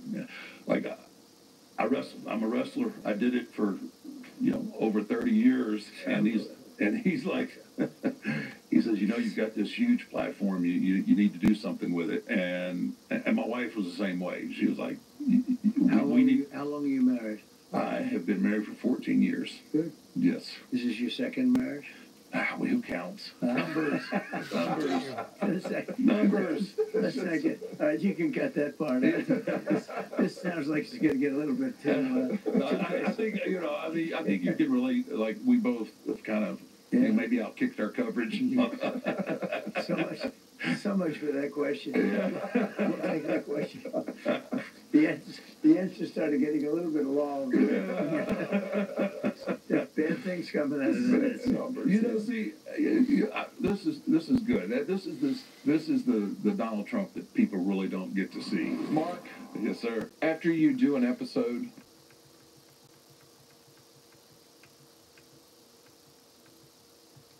all I gotta do is pay $5 in shipping. That's BlueChew.com. That's easy. And I know you got to have that. I know you got that tough guy persona and that bravado, but I think this is good. This is fun, and I think you know what you've done. You've made politics fun again. Yeah. And I just think some people get caught up in the fact that I think they look at politics now kind of like a wrestling story, and they can't separate. They can't separate reality. Well, it's so interesting because, and I can't explain exactly why, but so we'll go to places and have 100,000 people show up, and I don't have a card, and I'm not a wrestler, and when I felt your arm, I said I wouldn't have been a very good wrestler. It wouldn't. You get big, strong arms on top of everything else, but and I'll get a crowd of 100,000 people coming about politics. If Ronald Reagan came back and he went to, some of the places that I go to, He'd have 250 people or 340, and that's very good, you know, and they do it in a ballroom someplace. And I'm getting like 50, 60, 100,000 people. It's crazy. And it's like a love of the country. Because, you know, it's hope. It's something going on. It's something very amazing. So now we're in the middle of the election period. I mean, it's actually started. The voting actually started after 4 years. Because if I didn't feel I won by a lot the last election, I wouldn't do it. Because if you got, you know, if you lost, just, okay, you lose. It's easier in a way to just say, okay, I'm getting on with my life, and maybe I'll go to those beaches or do what I want to do. There's golf to be played. Yeah, golf too. You play golf? I'm a frustrated golfer. I would think you would hit a long ball if you hit it. When I hit it, it goes a long way. I'm just not the... and you know, that's another thing. I don't want to cut you off, but mate, like, who shoots at a guy who's got a 3-foot putt for birdie? Right. Now, who does that? Right. I mean, is that right? You had a 3-foot putt for birdie, and a guy starts popping shots off at you? Yeah, well, that was the second time. Yeah, I'm standing over a putt. He could have at least let me putt it out, right? I mean, come on. It actually wasn't him, though. It was the Secret Service agent. The guy did a good job. He saw a barrel coming out. Can you believe it? AK-47. That's a big one, right? Yeah. And he saw a barrel coming out from behind a bush. The guy's buried in a bush. Very lush course. And the Secret Service, he did an amazing job. He's walking down a hole ahead of me, and he sees a barrel coming out of a bush. And he didn't talk. He started shooting because he said, that's not good. And he started shooting. And the guy wasn't hit, but he dropped his gun, and he ran across the street, got into a car. Now listen to this one. A woman, it could only be a woman because men maybe aren't smart enough, right? A woman sees this guy running. He's running across the street. Now who would do this? It's fairly busy street, big, you know, Congress. And she sees him and she said, he's suspicious. I see people running all the time that don't look so hot. But she follows him for 1 block. He gets into the car. She stops her car, starts taking pictures of his license plate, and starts taking pictures of the type of car it was. It was a whatever, a van of some kind. And she then takes the pictures and sends them to the sheriff. Who would do this? And the sheriff says, wow, because they just had an incident. It only happened 3 minutes before. Wow. So the sheriff then gets a picture, and he just had a call that there's this big deal going on. And 2 minutes later, he gets a picture of a car and a license plate sent by the way. Who would do this? I said to the sheriff, if this happened 1,000 times, how many people would follow a guy that's running down the street, stop, and take pictures? And there's some kind of a chip or something on the license plate that if they have the license plate, they can track you down. Did you ever know that? I never heard of that. I didn't. There's some kind of a deal that if they have your license plate, they can find you. And they have him speeding down a highway, and they got him and nabbed him fast. But think of that, because he could be out there. And I wouldn't want to have a guy out there that, you know, just dropped an AK-47 and ran, and he's out there. And they got him. And, you know, he's got some problems, bad guy. But think of that. Who would think that somebody would take pictures of somebody's license plate because they saw him and he didn't look right? And a woman did this. Incredible woman. But I said to the police, I said to the sheriff, who's great, I said, Sheriff, how many times, out of 1,000 times, how many times would somebody do that? He said, maybe none. You know? Yeah, exactly. No, it's so crazy, right? Yeah, it really is. So it was a pretty wild time, and hopefully we're going to have a great election. You know, we'll straighten out the country, we'll straighten out the border. We have a lot to straighten out. This has been the worst president in history. This is the worst vice president in history. She's worse than he is. And you never know. You know, it's an election. You never know. Maybe somebody likes her. I think we should be in good shape. Maybe somebody likes her. We knocked him out. Now we have to knock her out. And we'll get it back. And I do it because we're going to make America great again. It's very, you know, we have a MAGA. You know all about MAGA. I've heard about it. Yeah. It's basically it's basically make America great again. Oh, yeah. Yeah. I think I heard of it. It's been pretty successful. Definitely. No, it's the greatest movement in the history of the country. And when I say that, if it was wrong, the press would kill you. I say this is the greatest movement, and they have to say, I guess that's right. Nothing even close. Maybe the greatest movement in the history of any country. But we have, you know, and they're all fans of yours, by the way. We have probably 200 million people, if you think about it. Wow. Right? It could be more than that. A majority of the country. And they want to see. And when Biden went out, you know, on occasion, say, we will stop MAGA, we will stop. They say, no, that's make America great again. You know, he's going to stop MAGA. So anyway, so it's been very successful. But now we're in the middle of an election, right smack in the middle, right? Well, we're in the home stretch.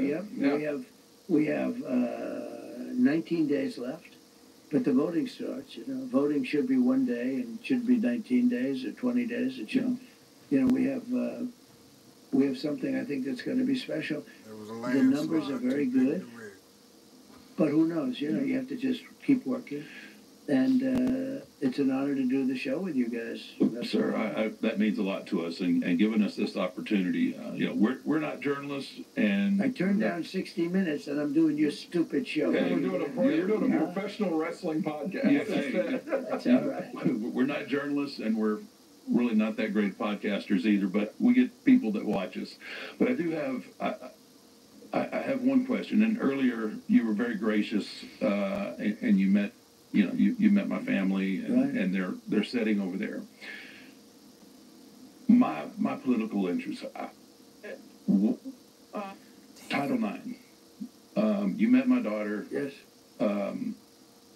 What are we gonna do, or what are you gonna do if elected to protect the integrity of women in sports, and continue on with just the fair play? And I don't mean to put you on the spot, and I appreciate it's everything. A simple question. Well, but I want to put a face to it. If you can I bring my daughter? Absolutely.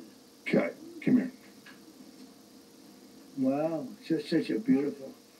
That's what I call a beautiful daughter. Huh? Thank you. She is, and she's quite the quarterback too. But you don't want to go and wrestle a guy like if you were doing that, because people do that, like your father, right? He's a little too much to handle, right? No, I will get rid of it fast. Men playing in women's sports is insane, okay? It's insane. I mean, I can't even imagine anybody thinking anything other. Like, you have to have borders, right? You have to have fair elections. Where are the people that want it? Have you ever met anybody that said, we want men playing in women's sports? You know, I've never met anybody. I know there's got to be some kind of a movement. I'm going to terminate that immediately. I'll terminate it. I'm not going to let it happen. Yesterday, a volleyball player got hit. Female team where somebody transitioned. And you don't think of volleyball. She got hit. Now, this was a man who transitioned to a woman. And they showed the shot. Transmission. And it was all girls. They were girls. Older, you know, like 18, 19, 20. Very good players, like All-American type players. I think a college team or something. And they had the one guy on the one team. And he was up so high in the air. And he smashed that ball. You know, you don't see that. And this ball came at her at a speed that she's never seen. It really whacked her. But other volleyball players were hurt. But the best is weightlifting, where you see a record that stood for like 15 years, and they're putting, you know, 1/8 of an ounce on each side of the bar. You know this. Yeah. And then some person that transitioned to a female from a male, have you lifted before? Not much, no. Well, here we are. So he got, you know, they added like 100 pounds to it. He's still lifting. Yeah. So it's crazy. The swimmers too. Look at the swimmers. Yeah. I mean, the swimmers, it's ridiculous. Yes. So, and I think it's very demeaning to women. But, you know, she wants to play sports and she wants to play against women. you don't necessarily want to play against men. You know, it's okay, but you don't want to do it. Did you see the boxing match at the Olympic boxing? Yep. Did you see the guy? I did. It was. Did you see that beautiful Italian girl? She's supposed to be a good boxer.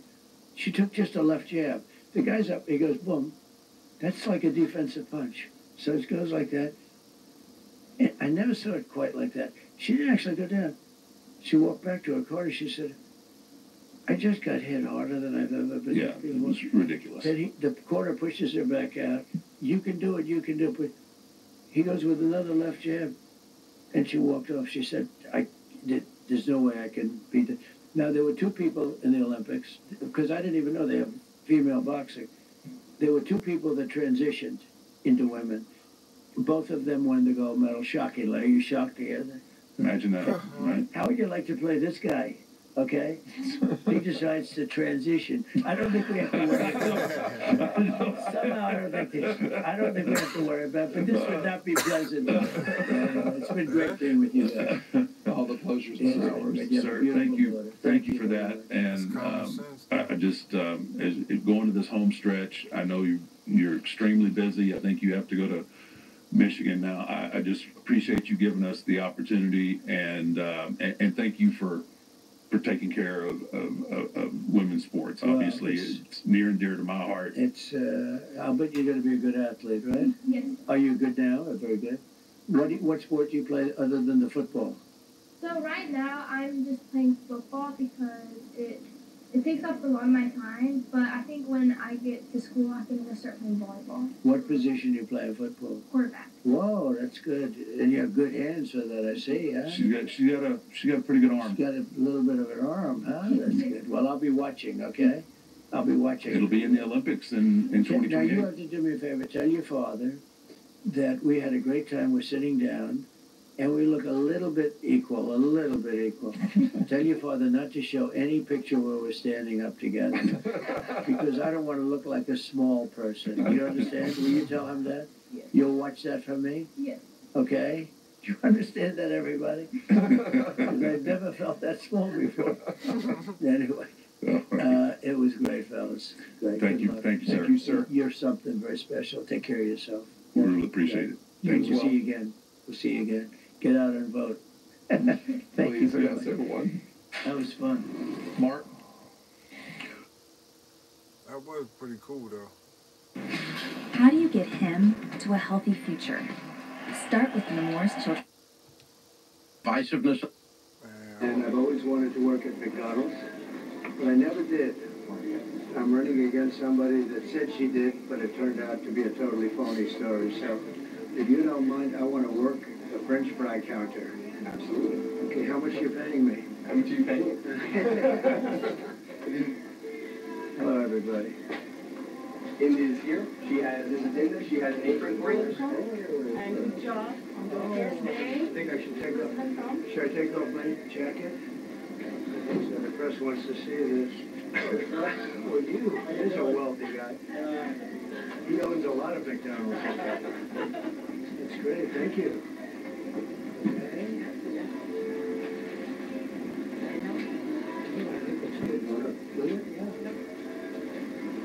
What's your favorite thing over at McDonald's? I like it all. I like every ounce of it, everything. But I do like the French fries where I'll be working. I listened to Kamala. She said it was so hot. It was so hot. It was such a tough job. But don't you have a man that's been doing it for many years with the French fries, right? I want to learn everything. I'm going to learn how to do it right there. Thank you. Welcome here. President Trump having Jojo's going to teach you some drive-through and this is Frank who's going to be more than happy to help you teach fries. Let's go. We're going to start over here on the fry. I'm going to take the lead at first and show you the big section that I'll pass over to you. So first thing we're going to do is we're going to grab a handful of fries. We're going to slowly and gently lower them in. So we don't burn ourselves. We're going to hit the fry timer. And then we got a lot of fries today, so we're going to cut a lot of basket out. Grab the basket out. Lower it in. And then hit the timer. Now, we're going to cut this second, a duty timer is going to go off. When that duty timer goes off, that basically means that the fries need to lift them out of the oil and shake them so that way they don't get stuck together. And then after that, we're going to put it back down, we're going to let the fryer cook, and then when they're done, we're going to bring them up here. So over here, you have all your fry cartons right here. There's a duty timer. So duty timer, we're going to press it, we'll lift it out of the oil, give it a couple shakes, and put it back in the oil. Okay? Anything over here, timer, out of the oil, couple shakes, back in the oil. Then when those are done cooking, for fry station, we got extra small, medium, and large cartons all right there for you. A lot of our orders today are going to be medium, so that's what we're focusing on. We got the AccuSalt dispenser right here. We're going to dump that on there. The way that this works, it is already measured for you on the salt, so all I got to do is turn it over, let it dispense, and that's it. Yep. That's really that. That's pretty good, huh? Yeah. How long have you done this? 8 years. And you're very good at it. I appreciate it. And then also one other thing, we're going to make sure you separate the fries and put it into the fry station. So we don't want to mix old fries with new fries. We want to keep them all fresh, ready to go for the customers. I can show you real quick this for the carton. When you're opening these cartons, you're going to push them aside, push that bottom part up, and that's that. And then we're going to hold them like this. I've had many of those. There you go. I probably had more than you. Probably, yeah. It's pretty sad when you get right You don't want to squeeze too hard because then you're going to be trying to pack in the fries in. We're going to make sure the fries are put them into the... Yep, exactly. We're going to grab our fries cube and we'll put them in there. That'll do that. Also, when the fries come up, we're going to give them a swirl, make sure they're all evenly salted, everything like that. And we'll put them on the fry ribbon, ready to go for the orders. What do you sell? Mostly medium size? Exactly. What percentage of that? That's going to be a fair question. What percentage of medium fries? Yeah, I don't. But mostly, I think each location is a little different. Yeah. You did like that kind of stuff. That's good stuff. And once these come up, I'll salt them. I'll make a couple for us, and then I'll pass it over to you, and I'll kind of stand by to make sure that it's good. Very good. We'll probably drop it. Once it's your turn, we'll probably drop another basket, and then I'll take care of these. You'll take care of your baskets. Good job, isn't it? Not bad, right? Yeah, very good job. You have a nice owner? Be careful, it's right there. There you go, yeah. Be careful. 8 years, that's the end of that.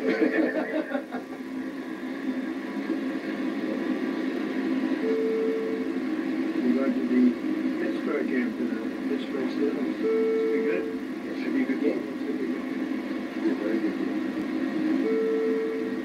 So how long did it stay in here? Probably 3 minutes. So you get the initial shake, you do a shake after that? No, not really a shake. So the full timer's going off. We're going to hit the timer. We're going to lift them up, hang them onto there, and then we're just going to drain them. So we're going to hold it here for around 10 seconds. The oil drain off them. We'll do this one too. Put them up, drain them, roughly 10 seconds.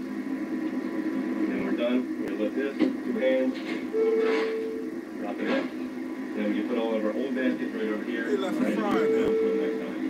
Same thing. Hands, drop it in. And you always keep them separate? Yeah, exactly. We want to mix the whole in there.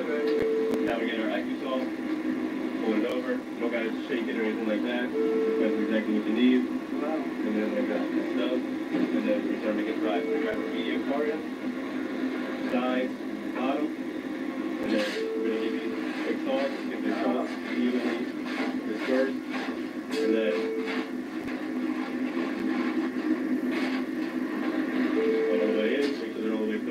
That's pretty good, I'll tell you.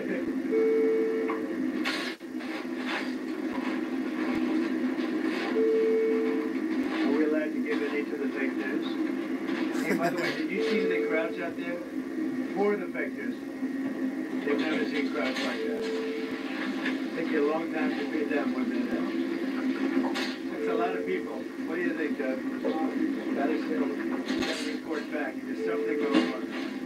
Something's happening, Margot. That's not normal. So you want to give it a try? I do. Grab the basket you have. And then you can go right into here on the left. Yep, slowly, right here. Slowly, gently lower it into the oil. You want to burn yourself.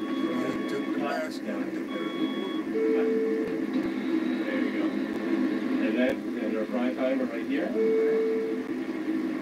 one's going good. Now we can drop another one too. So we'll grab one more basket from here. Yep. We're going to put it right here. We'll lower it slowly into the oil to burn. Good, good, good. And then we're just going to hit our fry timer right here.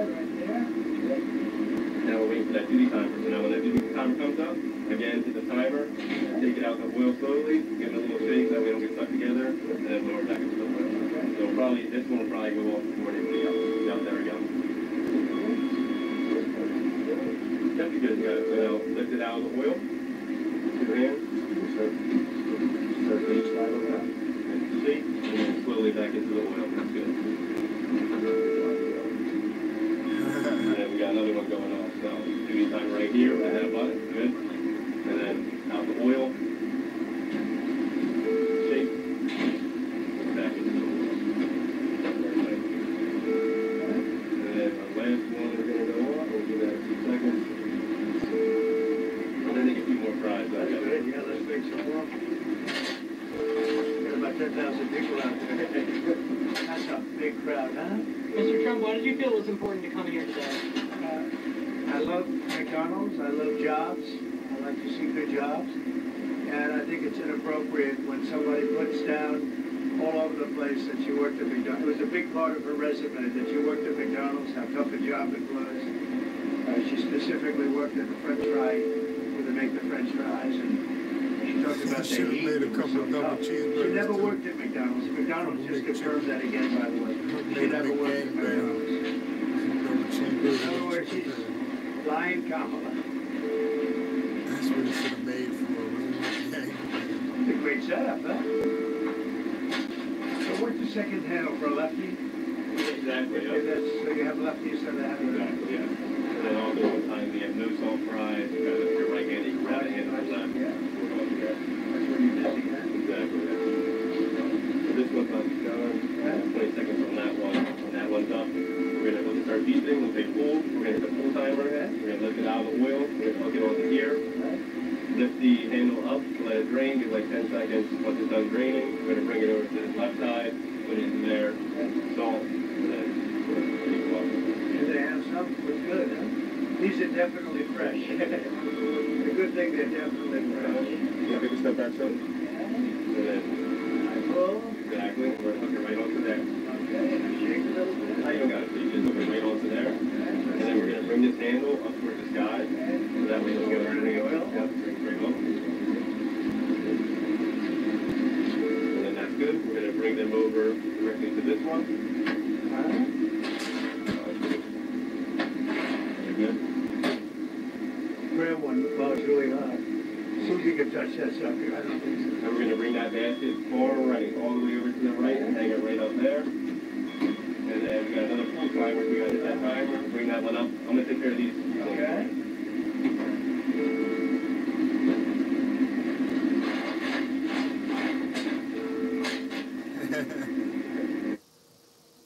With the rising popularity of gaming and sports betting.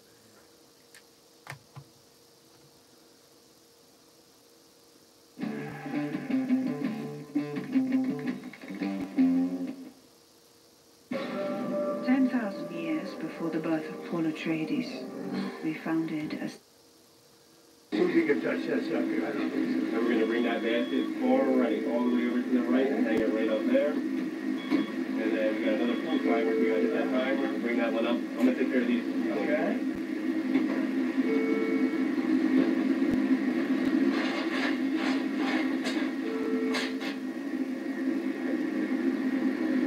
Right there.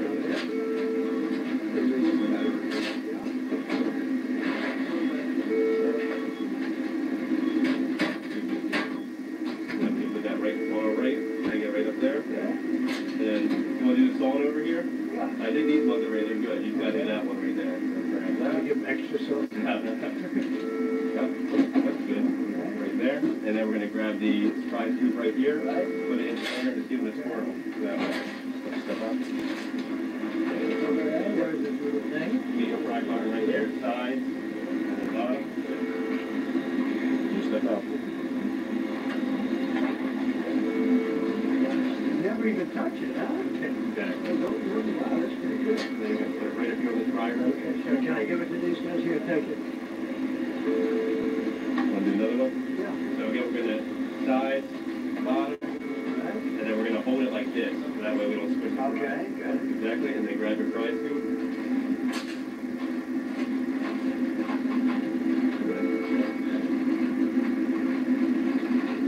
Probably another scoop in there. Let's do a little bit more. We'll do another one. And then this one, we got to dump it over here. So this one's clear for us, so we can put it right with the ear. Let's do it. Hold up there, good. And then you can hang that one right back over there. Thank you. And then we're going to grab our salt. And then just one note. No movement. Good, good, good.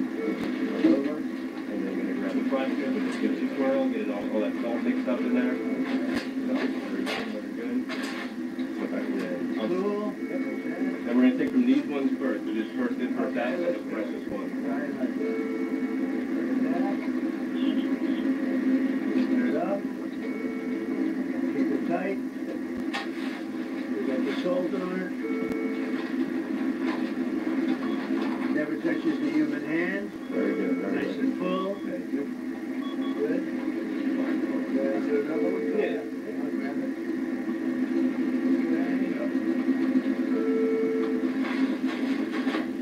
Never touched by a human hand. Nice and clean. Of course, my hands are nice and clean.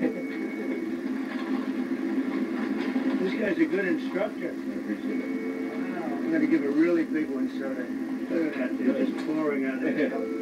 How good is that, Margot? Here, Margot, have them. She's been with me a long time. She's the only one who can afford to have them. Now, do you want to keep going with the fries, or do you want to... No, I think it's good. I think it's good. Now, how about we bag them now? Exactly. Okay, well, then back to JoJo. JoJo's going to help you with the bag. Jojo, you're an expert at this, huh? Let's go. Thank you. President Trump. So for our first order that's going out the window, we're going to need 3 medium fries. So would you like to add the medium fries in the bag? I think so, yeah. So we'll do that. Because you know who's taking these, right? Mine. Did they ever ask for more salt? Supposing we want some extra salt, can we just go like that? You will give them salt back. Watch this stuff. I love salt. Wait a minute, I spilled some. I'm very superstitious. Now it's over the left shoulder. Okay, let's go. All right, we'll start from this side. Yeah, fine. Put them in standing up, right? All right. You're an expert at this, huh? How long have you done this? How long have you been? I've been working now 10 months. 10 plus, yeah. All different jobs. She doing a good job? Does an excellent job. She better, right? Does an excellent job. Beautiful. Let's go. All right.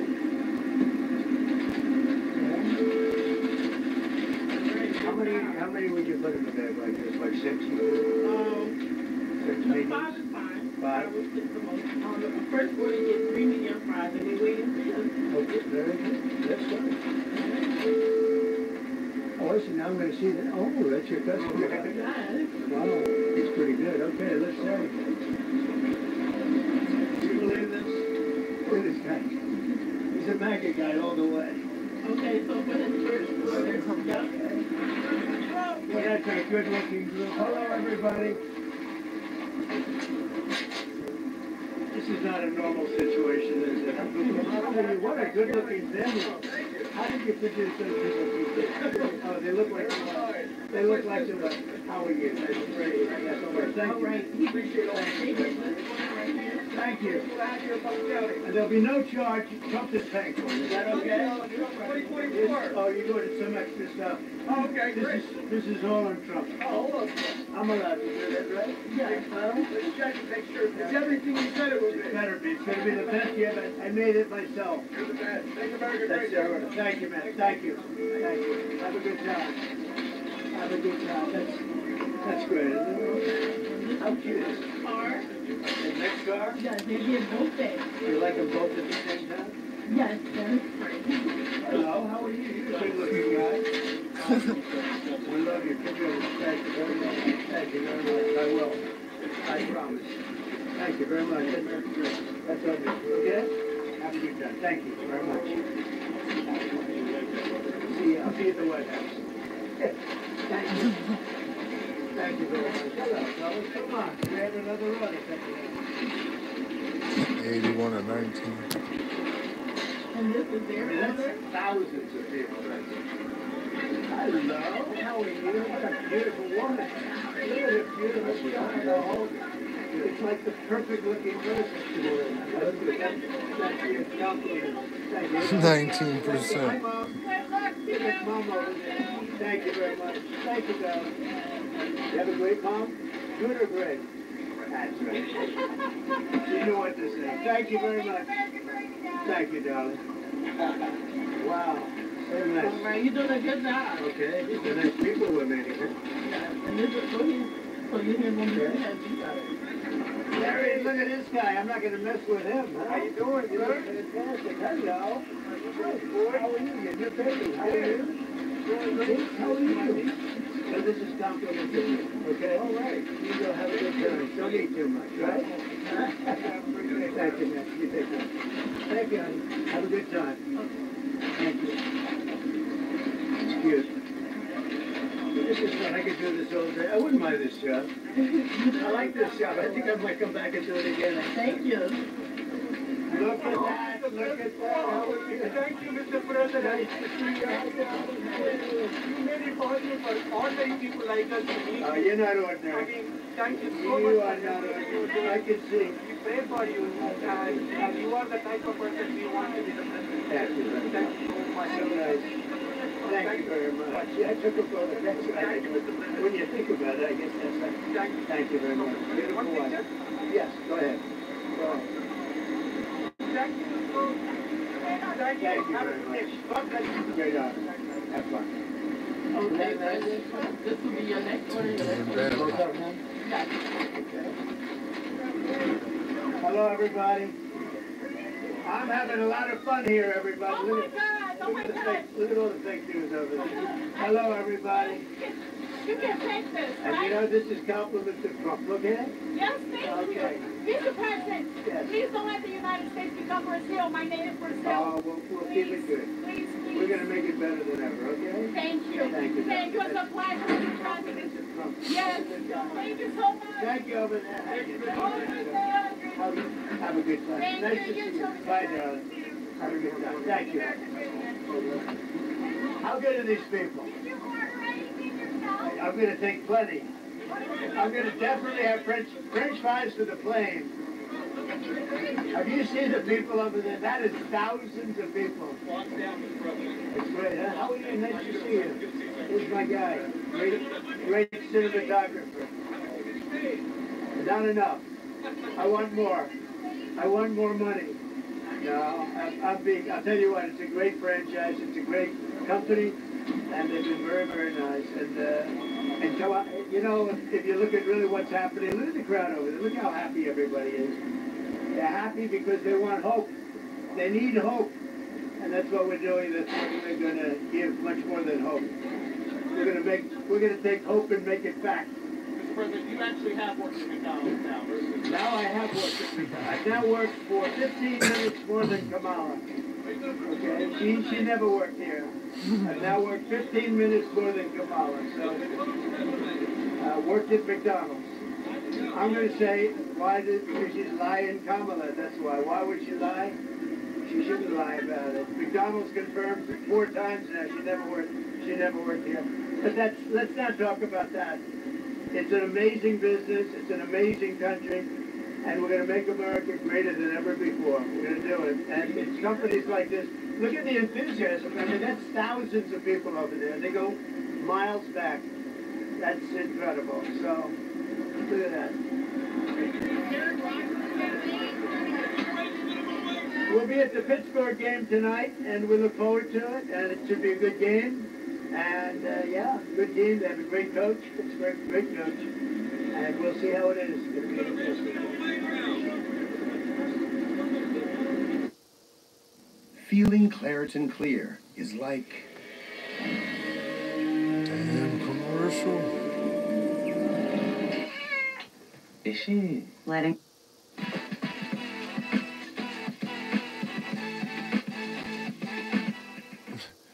They've been closing Red Lobsters. Well, this is a great job to take at the beginning, and it requires expertise. I'm going through the French fry stuff. It's a whole big process, and it requires great expertise actually to do it right and to do it fast. Yeah.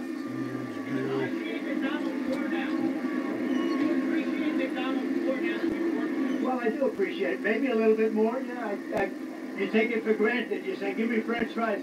I'll never forget this experience. Okay. Now I know how to do it. It's very good. But you know what? It's beautiful. It's clean. It's really nice. You never touch them. I always figured somebody stuffs them in with their hand, and I don't like that. And they don't do it that way. You never touch them. It's really great. So I want to thank you all for coming out. And we're going to see you soon. We'll see you at the next stop. And then we'll see you later on at the game. I love Pennsylvania. I went to school at the Wharton School at Penn. So I love Pennsylvania. Always have. They have a Trump store. Yes, sir. I'd love to go. I don't know if Secret Service could work it out. I'd go there. How about that? Can we do it? Can we go to the Trump store? They have a Trump store. People open up Trump stores all over the country, and they're beautiful. It's 2 blocks down, they say. Check it out. Take a look. I do it in 2 seconds.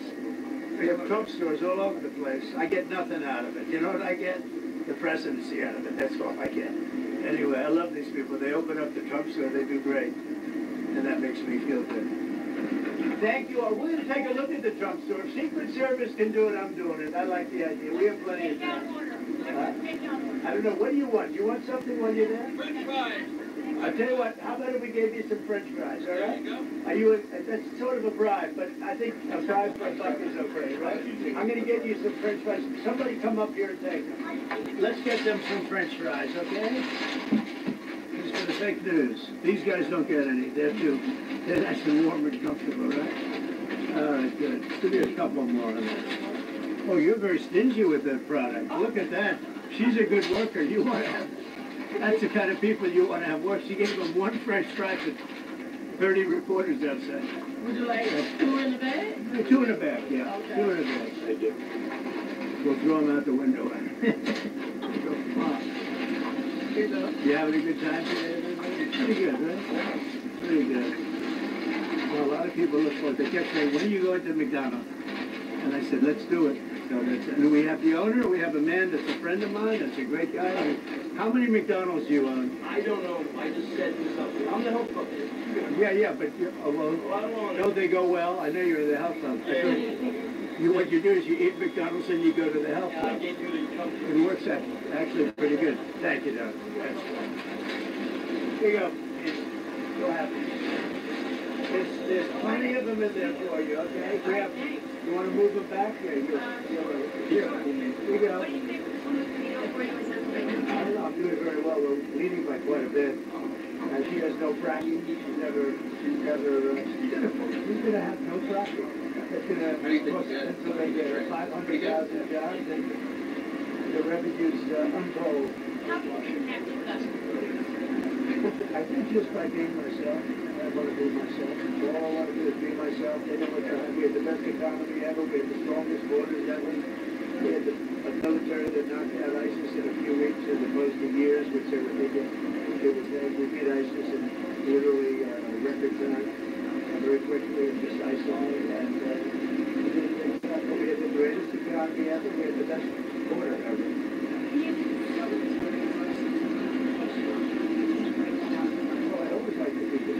Sometimes confrontation is important. As an example, when you negotiate with other countries that have been ripping you off for years, because our country's been ripped off for years by that country. Other countries and by other countries, even our friends, and we changed a lot of those trade deals, and we're going to change the rest. We're going to bring jobs back to our country. Microwave, will you accept?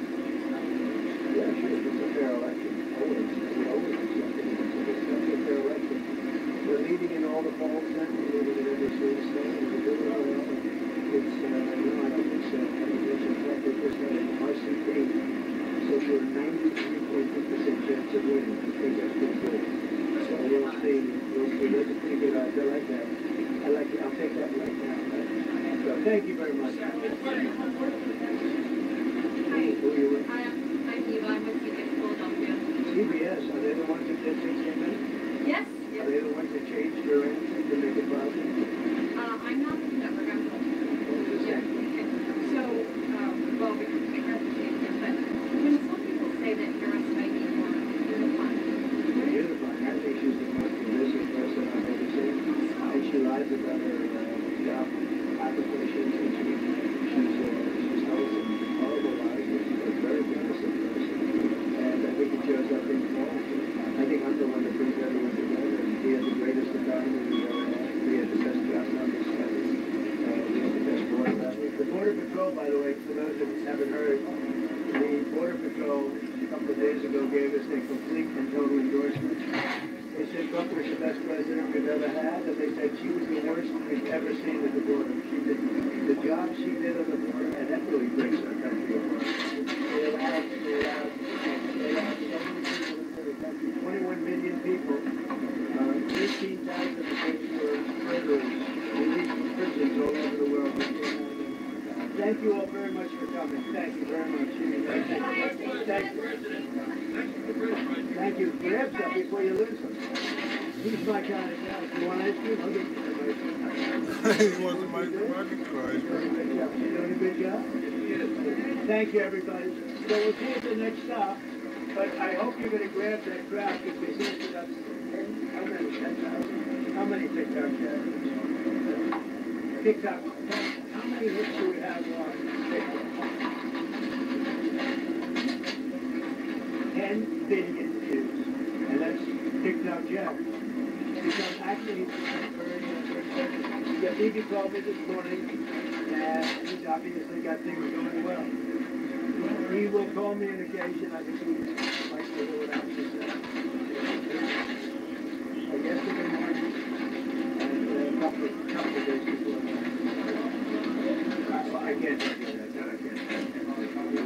It would be very inappropriate.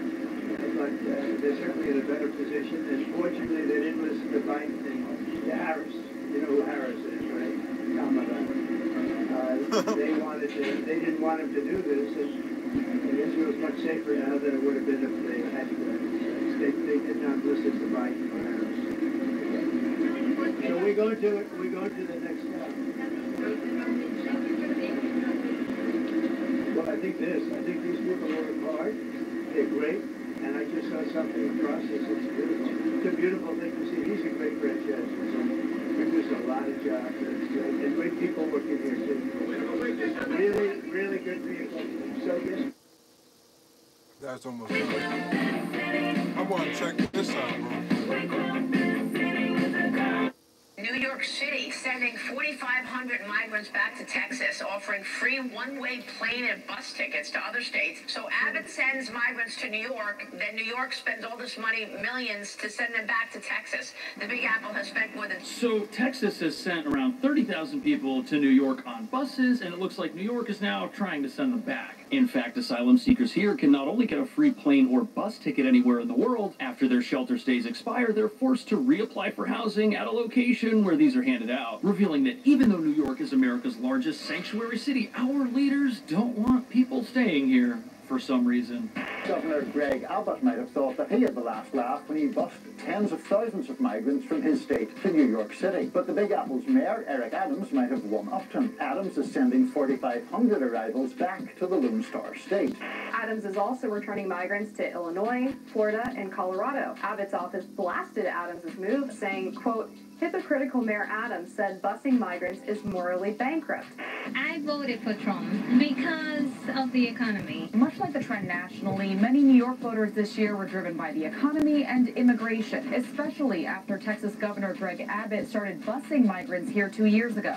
Throughout his campaign, President-elect Donald Trump promised sweeping changes to what he painted as an out-of-control immigration system. And now with his presidency secured, immigration advocates in New York City say they're bracing for what's to come. Suddenly, it's not a sanctuary city all of a sudden, as they want to send the people back to Texas.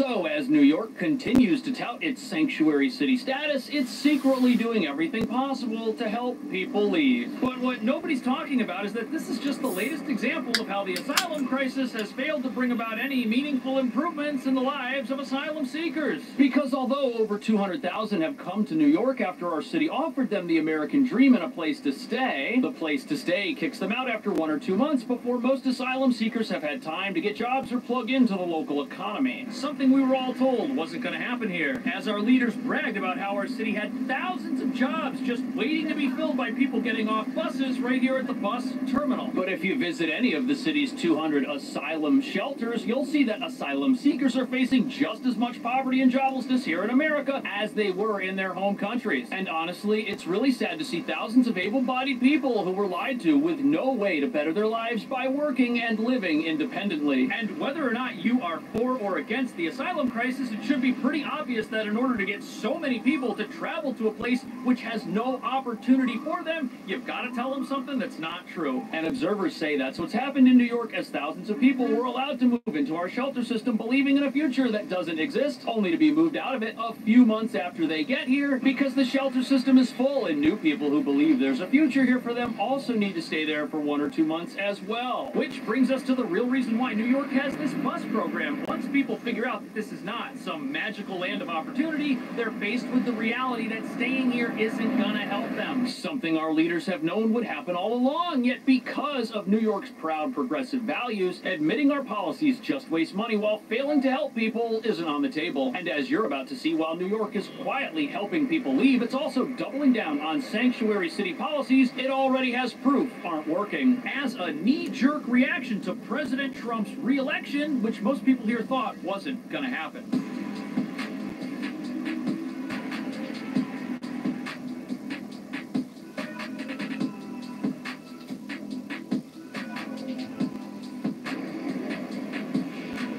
So here we are at the Port Authority bus terminal where around 4,500 asylum seekers have gotten tickets back to Texas, some on the very buses they arrived on. And the irony here is that New York, the sanctuary city, is proving that it's not able to help people even though that's what it claims its purpose is. But what it can do is set people up for failure while still being able to claim, hey, we're progressive, we still have a right to shelter, we're still a sanctuary city, we're still able to help you. Which might help the non-asylum seekers that run this place feel good about themselves, but basically makes New York a sanctuary city in name only. New York City sending 4,500 migrants back to Texas, offering free one-way plane and bus tickets to other states. So Abbott sends migrants to New York, then New York spends all this money, millions, to send them back to Texas. The Big Apple has spent more than $6. So it's important to understand the overarching principle behind both of these bus programs. Everybody that got on a bus from Texas to come to New York did so willingly, but they probably wouldn't have done so willingly had they known that things would turn out different and that they'd just be getting on another bus to go back to Texas willingly after a couple of months. And people are just trying to go to a place where they think they're going to have the best opportunity for themselves and their families. That's why they came to New York in the first place, and now that's why they're leaving New York in the second place. But that's not supposed to be how any of this worked out, because we've had over 200,000 people come to New York, which had its sanctuary city doors wide open and looked like it was going to be a place where people could start chasing after the American dream, which they were allowed to believe was going to happen when they got off buses and moved into our shelter system. But underneath the veneer of care that this city was putting forth was a big lie about opportunities that awaited people here, like jobs and a better future that just haven't existed ever. And now people have to leave and try to go find it somewhere else. And they're doing it with the city's help. But look at this, asylum seekers weren't the only ones who believed there was something good here waiting for them. As of October, there still should be 18,000 jobs out there for people who might live in shelters at the moment. But if those jobs are really out there and available to asylum seekers, it would be great for those companies or those businesses to start hiring, because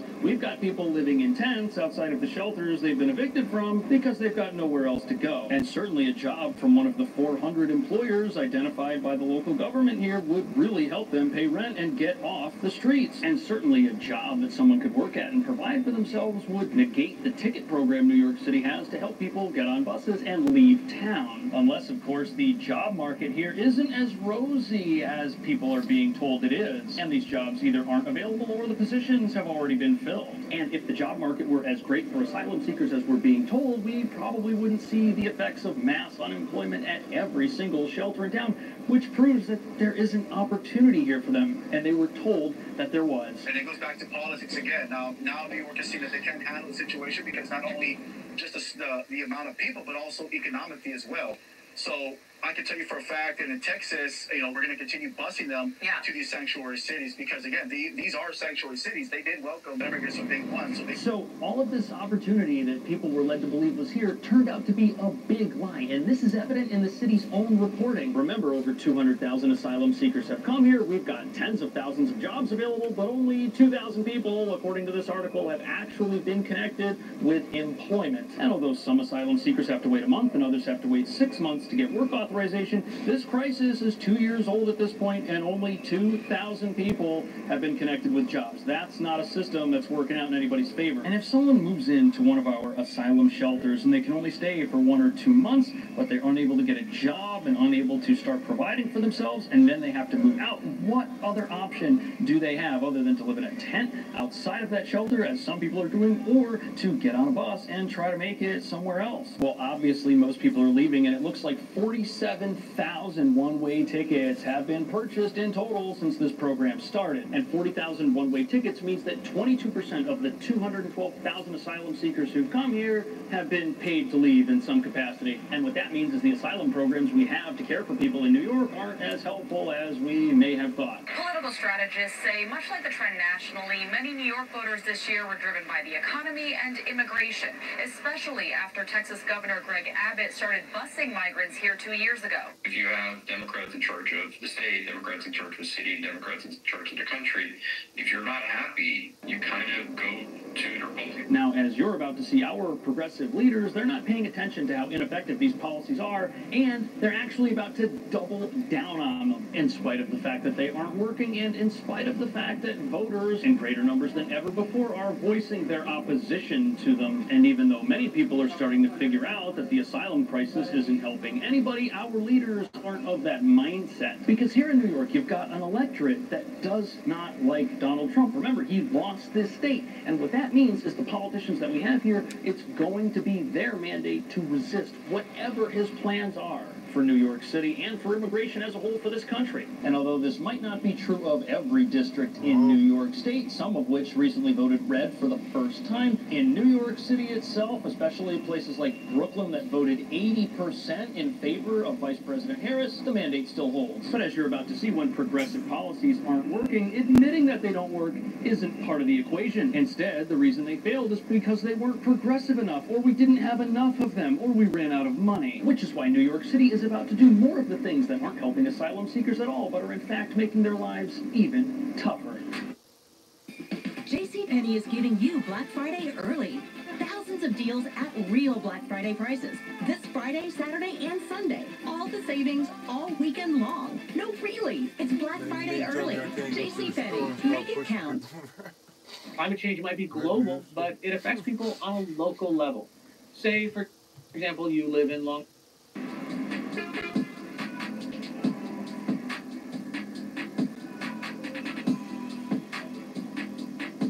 So the longer the asylum crisis continues, the more apparent it becomes that progressive sanctuary cities do absolutely nothing to help those who want to become law-abiding permanent residents. Yet after the election, New York City's leaders have already announced their plans to fight tooth and nail against every immigration policy President Trump tries to enact once he takes office, which means New York is going to become even more of a sanctuary city than it is right now. President-elect Donald Trump promised sweeping changes to what he painted as an out-of-control immigration system. And now with his presidency secured, immigration advocates in New York City say they're bracing for what's to come. We're going to fight it. We're as prepared, if not more prepared than the first time around. We fought him not just in the streets. I'm sorry, I don't want to single out this one particular person, but What is this idea? What are people fighting against? What does New York City think it can do to control U.S. immigration policy? If anything, the asylum crisis proves that New York has no control over federal immigration policy. Because for the last 2 years, the asylum crisis has absolutely exploded here. And it's not benefiting the lives of people who fled poverty thinking they'd come here and experience heaven on earth. That has not happened at all. But what has happened is the prolonging of poverty, the prolonging of suffering and joblessness. And this all happened before Trump was even president and didn't look like he had a chance to ever get back in the White House. And if anything, the last 2 years have been a great opportunity for sanctuary cities in this country to prove how great they are and how much they can help people. But they haven't proved that. But they have proved they can harbor dangerous gang members and wanted fugitives from federal immigration authorities who are trying to keep people safe. We'll get to that too. But people shouldn't need free tickets to get on a bus like this if there's something here that benefits them. With this crisis not directly benefiting the very people it's named after, you've got to wonder who's actually in favor of this. Obviously, it's politicians that now see themselves as the resistance to a president that hasn't even taken office yet. It benefits the bus companies, who now get to make more money transporting some of the very same people back to Texas, where they got paid to bring them here. And sadly, it also benefits people who aren't allowed to legally reside in the country and are on some sort of federal wanted list. And those people are not the asylum seekers. Asylum seekers, they can reside anywhere in the country they want because they're here while they wait for a court date in the future. If you don't have an asylum court date, or if you have been ordered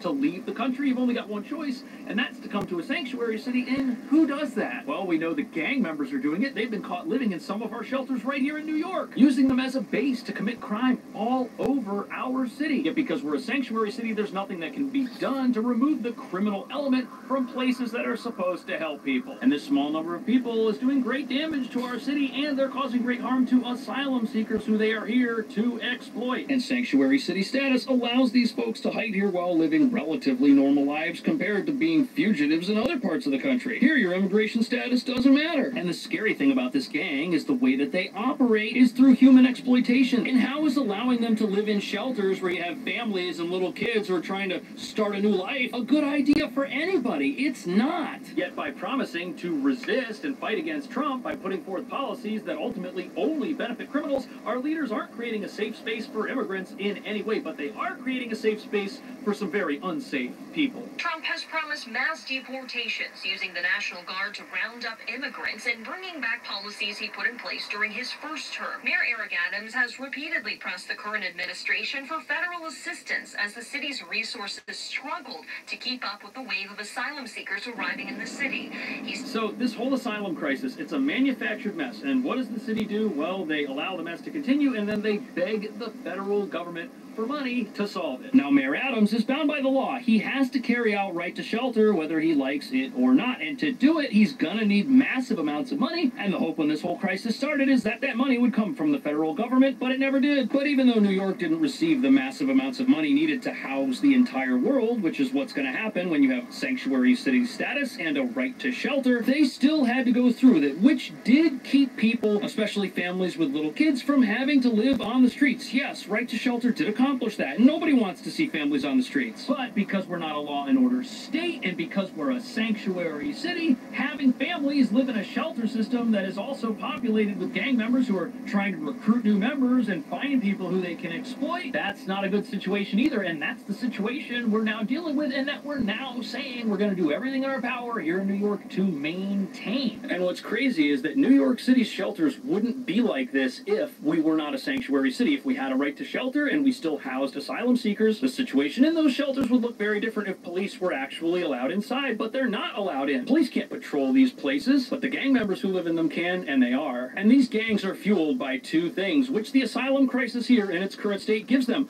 lawlessness and poverty. They've been exploiting the poor in their own countries, which is why those folks fled. And now those folks have to flee again, many of them on the very same buses that brought them here. This system is not working, yet it's going to continue in the future as a symbol of resistance and as a symbol of New York City's progressive values. Is that what's going on here? Is that why this system that's not helping anybody is going to continue? Or is there another reason? Do you think that this is part of the resistance against an incoming president who says he wants to make sweeping changes to U.S. immigration law? Thank you so much for watching. I really appreciate it. I'll see you in the next video. Yeah?